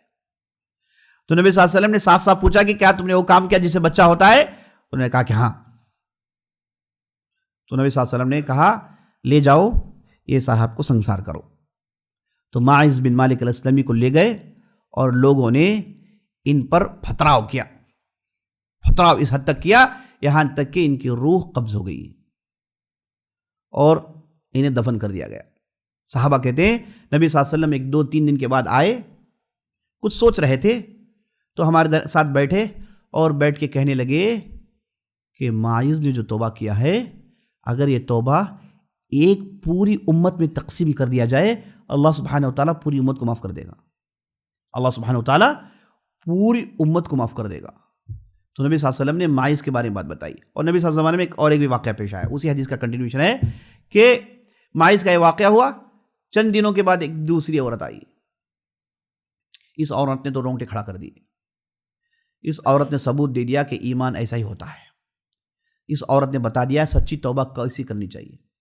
توبہ کا مطلب یہ نہیں کہ میں توبہ کرتا ہوں، نہیں، توبہ کا مطلب دل انوالو ہو، دل میں دل آپ کو سکوڑے، دل میں ندامت ہو، دوبارہ نہیں کرنے کا پختہ ارادہ ہو، اسی کو سچی توبہ کہتے ہیں۔ یا ایھا الذین آمنوا توبوا الی اللہ توبۃ نصوحا، اے لوگو جو ایمان لائے ہو اللہ کے ہاں سچی توبہ کرو، توبوا الی اللہ جمیعا ایھا المؤمنون، اللہ کے بارگاہ میں توبہ کرو اے مومنو۔ تو اللہ سبحانہ وتعالیٰ نے سچی توبہ کی طرف بلایا ہے، خالی توبہ نہیں، سچی توبہ۔ سچی توبہ کیا ہے؟ اس میں یہ کنڈیشنز ہوتے ہیں، آدمی دل کے اندر سکڑتا ہے، ندامت محسوس کرتا ہے، اور یہ جو غلطی اسے ہو گئی اسے لے کر بہت پریشان ہوتا ہے، اور اس کے بعد دوبارہ نہیں کرنے کا پکا ارادہ کرتا ہے، اس غلطی کو فوراً چھوڑتا ہے نا۔ یہ جو چیزیں آ جائے اسی کو سچی توبہ کہتے ہیں، اسی کو سچی توبہ کہتے ہیں۔ ایک دوسری حدیث میں آپ صلی اللہ علیہ وسلم نے مومن کی کیفیت بتائی جب اسے برائی ہو جاتی ہے۔ مومن جب اسے برائی ہو جاتی ہے تو اس برائی کو احد کے پہاڑ کی طرح دیکھتا ہے، کہیں یہ پہاڑ اس پر آوندہ تو نہ ہو جائیں، میں برباد تو نہ ہو جاؤں، یہ سوچتا ہے گناہ کو لے کر۔ لیکن منافق بڑے سے بڑے گناہ کو مچھر کی طرح دیکھتا ہے، وہ اس کے ناک میں بیٹھا ہے، اس نے بھگا دیا۔ دونوں کے برائیوں کے دیکھنے کے نظریے دیکھیے، مومن برائیوں کو سوچتا ہے، سوچ سوچ کے روتا ہے، بھئی یہ کیسی غلطی مجھ سے ہو گئی، مجھ سے غلطی نہیں ہونی چاہیے تھی، مجھ سے غلط توبہ کرتا ہے، پھر غلطیوں کو نہیں بھولتا ہے۔ یاد رکھ لیجئے جس کے پاس یہ کیفیت ہے اللہ سبحانہ وتعالیٰ سے معاف کر دے گا۔ جس نے غلطیوں کو بھلا ڈالا پتہ نہیں قیامت کے دن کیا ہوگا اس کے ساتھ۔ تو بہرحال اس عورت نے پوری تاریخ کو جھنجھوڑ دیا، پوری تاریخ کو بتایا توبہ نصوح کیا ہوتا ہے۔ اس عورت کا ذکر آیا ہے غامدیہ کے نام سے، یہ نبی صلی اللہ علیہ وسلم پاس آتی ہے، آپ صلی اللہ علیہ وسلم سے کہتی ہے یا رسول اللہ اقم علی الحد، اے اللہ کے رسول مجھ پر حد جاری کریے۔ نبی صلی اللہ علیہ وسلم نے دیکھا، آپ صلی اللہ علیہ وسلم سمجھ گئے یہ چاہا کہ چلے جائیں، اس کا اور اللہ کا معاملہ ہے۔ دیکھیے جب غلطی ہو جاتی ہے تو اس کا اور اس کے رب کا معاملہ ہوتا ہے، جائے آدمی گڑ گڑائے روئے، اللہ سبحانہ وتعالیٰ معاف کرنا پسند کرتا ہے، آدمی سچی توبہ کرے اللہ معاف کر دیتا ہے۔ یہاں پر آئیں گے حد جاری کی جائے گی، یہ کورٹ نبی صلی اللہ علیہ وسلم فیصلہ کرتے ہیں، قاضی ہیں، یہ تو کورٹ ہے، یہاں پر کیس آئے گا تو اس پر تو ججمنٹ آئے گا ہی۔ تو نبی صلی اللہ علیہ وسلم نے چاہا کہ انہیں کہیں کہ چلے جائیں۔ پتہ ہے اس عورت نے کیا کہا؟ اس عورت نے کہا یا رسول اللہ اتردنی کما رددت ماعز، اے اللہ کے رسول آپ نے ماعز کو جیسے رد کیا مجھے بھی رد کرنا چاہتے ہیں؟ یعنی یا رسول اللہ اقم علی الحد، اے اللہ کے رسول مجھ پر حد جاری کریے۔ حالانکہ اس عورت نے جس پر حد جاری کی گئی اس کی جو حالت ہوئی اس عورت نے دیکھا، معلوم تھا اسے کیا ہوگا، ہے نا، پہلی مرتبہ نہیں ہے، اور پتھروں کو مار کے ہڈیوں کو توڑنا، کھوپڑی کو توڑنا، خون آ کے آدمی مرنا، یہ کوئی معمولی اذیت نہیں ہے ساتھیوں۔ اسلام میں اس اذیت کو اس لیے رکھا گیا ہے جیسے اس نے برائی کر کے پوری جسم کو لذت ملی ویسے پوری جسم کو تکلیف ہونی چاہیے، یہ توبہ میں داخل ہے۔ تو اس لیے یہ ہے، یہاں تک کہا گیا کہ بڑے پتھر نہیں، چھوٹے بھی نہیں، بلکہ میڈیم سائز کے پتھر ماریں گے اور مار کے انسان کو ختم کر دیں گے۔ موت مار کے نہیں، مار کے موت ختم معمولی چیز نہیں، بہت بڑی بات ہے۔ اس عورت کے سامنے ایک واقعہ ہو گیا اور کہہ رہی ہے کہ مجھے ماعز کا ذرا مت رد کریے، مجھ پر حد جاری کریے۔ تو نبی صلی اللہ علیہ وسلم نے چیک کیا کہ کہیں یہ پاگل تو نہیں ہے، چیک کر کے بولے کہ نہیں پاگل نہیں ہے، پوری ہوشیاری میں ہے۔ نبی صلی اللہ علیہ وسلم نے کہا کہ جاؤ تمہارا معاملہ اللہ کے پاس رکھو، تمہارا اور تمہارا رب ہے، ہم کو بیچ میں مت لاؤ. اور عورت نے کہا کہ نہیں اللہ کے رسول، اقیم علی الحد، اللہ کے رسول آپ مجھ پر حد جاری کریے. اس کے بعد اس عورت نے کہا، نبی صلی اللہ علیہ وسلم نے کہا کہ تم نے چما چاٹی کر لی ہوگی، کچھ اور کیا ہوگا، یہ نہیں، اس کے لیے سزا نہیں ہے. اس عورت نے کہا کہ میرے پیٹ میں بچہ ہے. اس عورت نے کہا میرے پیٹ میں بچہ ہے. تو فوراً نبی صلی اللہ علیہ وسلم نے کہا کہ اگر بچہ ہے تو بچے کو بھی ماریں گے کیا؟ ہم نہیں ماریں گے بچے کو، سزا تو ایک ہی جان کو ہوتی ہے، تم جاؤ بچے کو جن کر لاؤ. چاہتے ہیں کہ چلے جائیں، معاملہ روان دوا ہو. 9 مہینے کون انتظار کرے گا بھائی؟ یہ کہہ کے آپ صلی اللہ علیہ وسلم نے بھیج دیا. اب یہ مومنہ عورت کو دیکھیے، اللہ اکبر، جس نے رونگٹے کھڑا کر دیے. گئی 9 مہینے انتظار کرتی رہی، رات اور دن اس انتظار میں تھے کہ کب بچہ پیدا ہوگا، کب جاؤں گی، حد مجھ پر کب جاری ہوگا. میں کنفرمیشن لینا چاہتی ہوں اس دنیا میں، قیامت کے دن اللہ کے سامنے اس برائی کے ساتھ منہ دکھانا نہیں چاہتی. اللہ اکبر، اس حد تک برائی سے نفرت کرنے والا مومن ہو سکتا ہے، سچا مومن ہو سکتا ہے. یہ عورت گئی 9 مہینے، اس کے بعد آتی ہے جننے کے بعد. کیسا عجیب و غریب منظر ہے. اللہ اکبر. چاہتے ہیں کہ چلے جائیں بھائی، جائیں اپنا معاملہ اللہ کے پاس رکھ لیں، لیکن نہیں، آ رہی ہے. بچہ جننے کے بعد بچے کے ساتھ آ رہی ہے. نبی صلی اللہ علیہ وسلم پاس کھڑی ہو گئی، کہتی ہے یا رسول اللہ اقیم علیہ الحد، اللہ کے رسول حد جاری کریے. نبی صلی اللہ علیہ وسلم نے ہاتھ میں بچہ دیکھا تو کہا کہ اسے دودھ کون پلائے گا؟ والوالدات يرضعن اولادهن حولين كاملين لمن اراد ان يتم الرضاعه. ہے نا، ماؤں پر واجب ہے کہ وہ اپنے بچوں کو 2 سال تک دودھ پلائیں. اگر یہ مر جائے گی تو کون دودھ پلائے گا؟ نبی صلی اللہ علیہ وسلم نے کہا جاؤ جا کے دودھ پلا کراؤ. چاہتے ہیں کہ اب 2 سال کا، پہلے 9 مہینے، اب 2 سال کی مہلت. کون انتظار کرے گا بھائی؟ موت کا انتظار کون کرے گا؟ ایسا لگتا ہے یہ ایسی مومنہ عورت تھی، اس کے راتیں بڑی کھٹن گزرتی تھی. جب بھی سوچتی تھی جسم میں ایک شاک لگتا تھا کہ بھائی یہ کیسی غلطی ہو گئی، ان غلطیوں کے ساتھ میں کیسے نیک لوگوں کے درمیان رہ پا رہی ہوں. یہ کیفیت ہوتی ہے ایسی ساتھیوں، یہ ندامت، یہ سکڑنا، دل کو ملامت کرنا، یہ وہ چیزیں ہوتی ہیں جن سے سچی توبہ نکلتی ہے. یہ گئی 2 سال تک دودھ پلاتی ہے اور لے کر آئی، پھر آئی اور اپنے بچے کے ہاتھ میں اس نے روٹی کا ٹکڑا دیا ہوا ہے اور وہ بچہ اس روٹی کے ٹکڑے کو کھا رہا ہے. نبی صلی اللہ علیہ وسلم کہہ رہے ہیں دیکھو یہ بچہ کھا سکتا ہے، اب مجھ پر حد جاری کریے. تو نبی صلی اللہ علیہ وسلم نے بعد میں کہا کہ چلو اس پر حد جاری کرو. تو صحابہ نے حد جاری کی اور حکم ہوا لا تأخذ بہما رأفۃ فی دین اللہ. تمہیں ہے نا حد جاری کرتے وقت رحم دل ہونا نہیں چاہیے. تو خالد بن ولید نے جب پتھر مارا تو اس کا خون کا چھیٹا ان کے کپڑے میں پڑا. تو خالد بن ولید نے کہا کہ چھی کیسا گندا خون ہے. تو نبی صلی اللہ علیہ وسلم کو بات جب معلوم ہوئی تو نبی صلی اللہ علیہ وسلم نے خالد سے کہا کہ اے خالد، اس عورت نے سچی توبہ کی ہے، اس عورت نے سچی توبہ کی ہے. اس کے بعد جب نبی صلی اللہ علیہ وسلم نہیں گئے اسپاٹ پر، نبی صلی اللہ علیہ وسلم نہیں گئے، جب ان لوگوں نے سنگ باری کی، جب وہ فوت ہو گئی، اسے دفن کر کے صحابہ آئے تو نبی صلی اللہ علیہ وسلم نے عمر بن خطاب رضی اللہ عنہ، شاید انہوں نے اس عورت کے بارے میں کہا کہ یہ کیسی عورت تھی، کچھ انہوں نے کہا تو نبی صلی اللہ علیہ وسلم کو غصہ گیا. نبی صلی اللہ علیہ وسلم نے کہا کہ واللہ لقد تابت توبۃ لو وزعت علی 70 من اہل المدینہ لاصبحوا تائبین. نبی صلی اللہ علیہ وسلم کہتے ہیں کہ اگر یہ توبہ مدینے کے 70 لوگوں میں تقسیم کی جاتی اور 70 لوگوں کو اللہ سبحانہ وتعالی معاف کر دیتا. اس عورت نے ایسی سچی توبہ کی ہے. مختلف روایتوں میں مختلف باتیں آئی ہیں، ہے نا. بہرحال ایک روایت کی باتیں میں آپ کے سامنے رکھ رہا ہوں. تو اس سے بات معلوم ہوئی کہ اس عورت نے سچی توبہ کی اور نبی صلی اللہ علیہ وسلم نے اس توبہ کی گارنٹی دی، قبول ہونے کی گارنٹی دی. تو توبہ کا دروازہ کھلا ہے. انسان سے برائی ہو جائے وہ توبہ کر کے سیدھے راستے میں آ سکتا ہے. توبہ کرنے کے بعد وہ اپنے کھاتوں کو صاف کر سکتا ہے. والذین لا يدعون مع اللہ الہا آخر ولا يقتلون النفس التي حرم اللہ علیہا ولا يزنون ومن يفعل ذلك يلقى اثاما يضاعف له العذاب يوم القيامة الا الذين تابوا وآمنوا وعملوا الصالحات اولئک یبدل اللہ سیئاتہم حسنات. اللہ سبحانہ وتعالی کہتا ہے مومن لوگ ہوتے ہیں جو اللہ کے علاوہ کسی اور کو نہیں بلاتے، قتل نہیں کرتے، زنا نہیں کرتے. اگر ان سے غلطی ہو جائے تو قیامت کے دن ان کے پاس سزا ہوتی ہے. اگر ان لوگوں نے توبہ کر لیا تو اللہ سبحانہ وتعالی ان کے برائیوں کو نیکیوں میں تبدیل کر دیتا ہے. اللہ اکبر.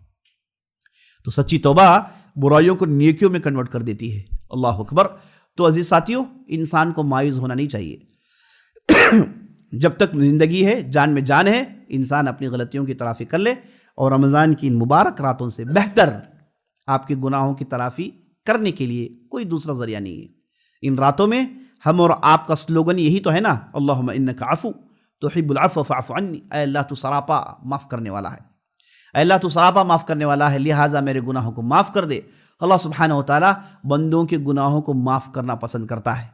سچے توبہ جو لوگ کرتے ہیں ان کی توبہ کو قبول کرتا ہے۔ یقبل التوبۃ عن عبادہ، اللہ کی صفت یہ ہے کہ وہ اپنے بندوں کے توبہ کو قبول کرتا ہے۔ اللہ کے ناموں میں ایک نام ہے التواب، تواب کا مطلب گناہوں کرنے کے بعد جب توبہ کرتے ہیں ان توبہ کو قبول کرنے والا۔ تو عزیز ساتھیوں، انسان کے لیے توبہ کا دروازہ کھلا ہے۔ غلطی کرنے کے بعد انسان کو توبہ کر لینی چاہیے۔ اگر غلطی کرنے کے بعد وہ توبہ نہیں کرتا، غلطی میں اڑا ہوا رہتا ہے، تو یہ شیطان کی صفت ہے، اس کے لیے تو بربادی ہوتی ہے۔ اللہ سے دعا کریے گا کہ اللہ سبحانہ و تعالیٰ ہم اور آپ کو ان مبارک راتوں میں استغفار کرنے کی، توبہ کرنے کی توفیق بخشے، ہماری گناہوں کی تلافی حاصل کرنے کی توفیق بخشے۔ اے اللہ ہمارے گناہوں کو معاف کر ڈال، اے اللہ ہمارے دامنوں کو برائیوں سے پاک کر دے، ہمارے دل کو وسوسوں سے پاک کر دے۔ اے اللہ ہمارے دلوں میں جو بے حیائی کے وسوسے آتے ہیں، اے اللہ ان وسوسوں سے ہمیں بچا لے۔ اے اللہ ہماری نظروں کی حفاظت فرما، اے اللہ ہماری دماغ کی حفاظت فرما، اے اللہ ہمارے سینے کی حفاظت فرما، اے اللہ ہماری شرمگاہوں کی حفاظت فرما، اے اللہ ہماری زبان کی حفاظت فرما۔ اے اللہ رمضان کی ان مبارک راتوں میں اے اللہ ہم تیرے ناموں کے ذریعے سے اے اللہ تیری رحمت کو للکارتے ہیں، اے اللہ ہماری دعاؤں کو قبول فرما۔ اے اللہ تو دعا قبول کرنا پسند کرتا ہے، اے اللہ تجھے شرم آتی ہے کہ بندے مومن کے ہاتھوں کو تو خالی چھوڑے۔ اے اللہ ہماری دعاؤں کو قبول فرما، اے اللہ ہماری دعاؤں کو قبول فرما۔ ھذا باللہ توفیق وصلی اللہ علی نبینا محمد وعلی آلہ وصحبہ اجمعین۔ موضوع کے متعلق کوئی سوال کریے گا انشاءاللہ۔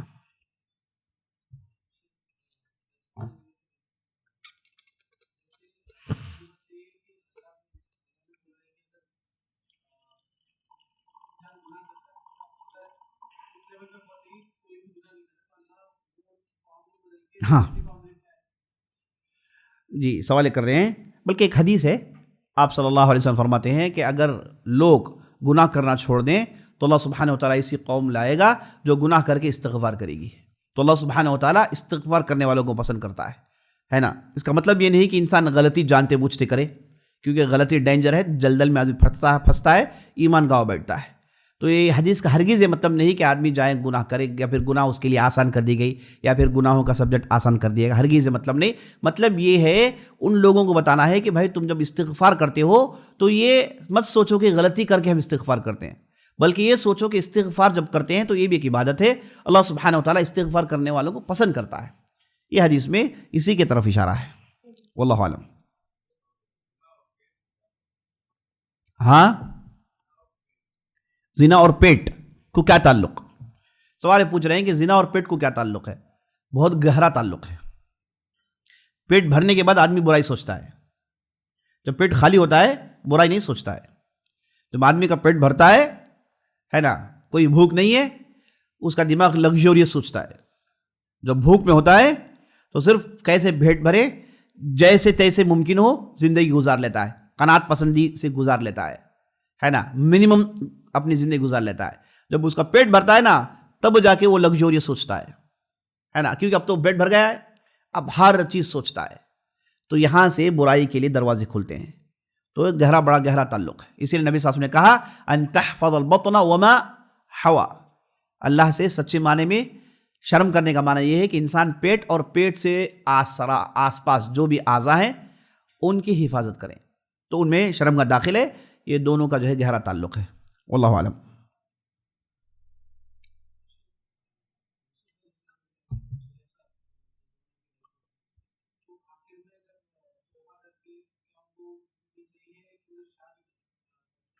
سوال کر رہے ہیں کہ یہ جو یوسف زلیخا کے بارے میں ہمارے معاشرے میں جو کہا جاتا ہے کہ وہ بعد میں توبہ کر کے وہ یوسف علیہ السلام سے ان کی شادی ہو جاتی ہے، یہ ہرگز غلط بات ہے۔ پہلے جو نام ہے زلیخا یا پھر زلیخا، یہ نام اسرائیلی روایتوں میں آیا ہے، ہمارے احادیث میں اس نام کا ذکر نہیں ہے۔ اور قرآن کے اندر اس عورت کے بارے میں اتنا ہی کہا گیا کہ وہ اپنی غلطی کو ریئلائز کر لیتی ہے۔ اس کے بعد اس کے ساتھ کیا ہوا یہ اللہ ہی بہتر جانتا ہے۔ یہ کہنا کہ اس کی شادی یوسف علیہ السلام سے ہو گئی یہ تو بہتان ہے، یہ اسرائیلی باتیں ہیں، یہ ہونی نہیں چاہیے۔ لیکن افسوس ہمارے یہاں نکاحوں میں دعائیں پڑھی جاتی ہے کہ اللہم الف بین قلوبہم کما الفت بین یوسف و زلیخا، ہے آپ کو کیسے معلوم بھائی؟ ہے نا، اس کی جو ہے کوئی دلیل نہیں ہے، واللہ اعلم۔ ٹھیک ہے، مجلس ختم کرتے ہیں۔ سبحانک اللہم و بحمدک، اشہد ان لا الہ الا انت، استغفرک و اتوب الیک۔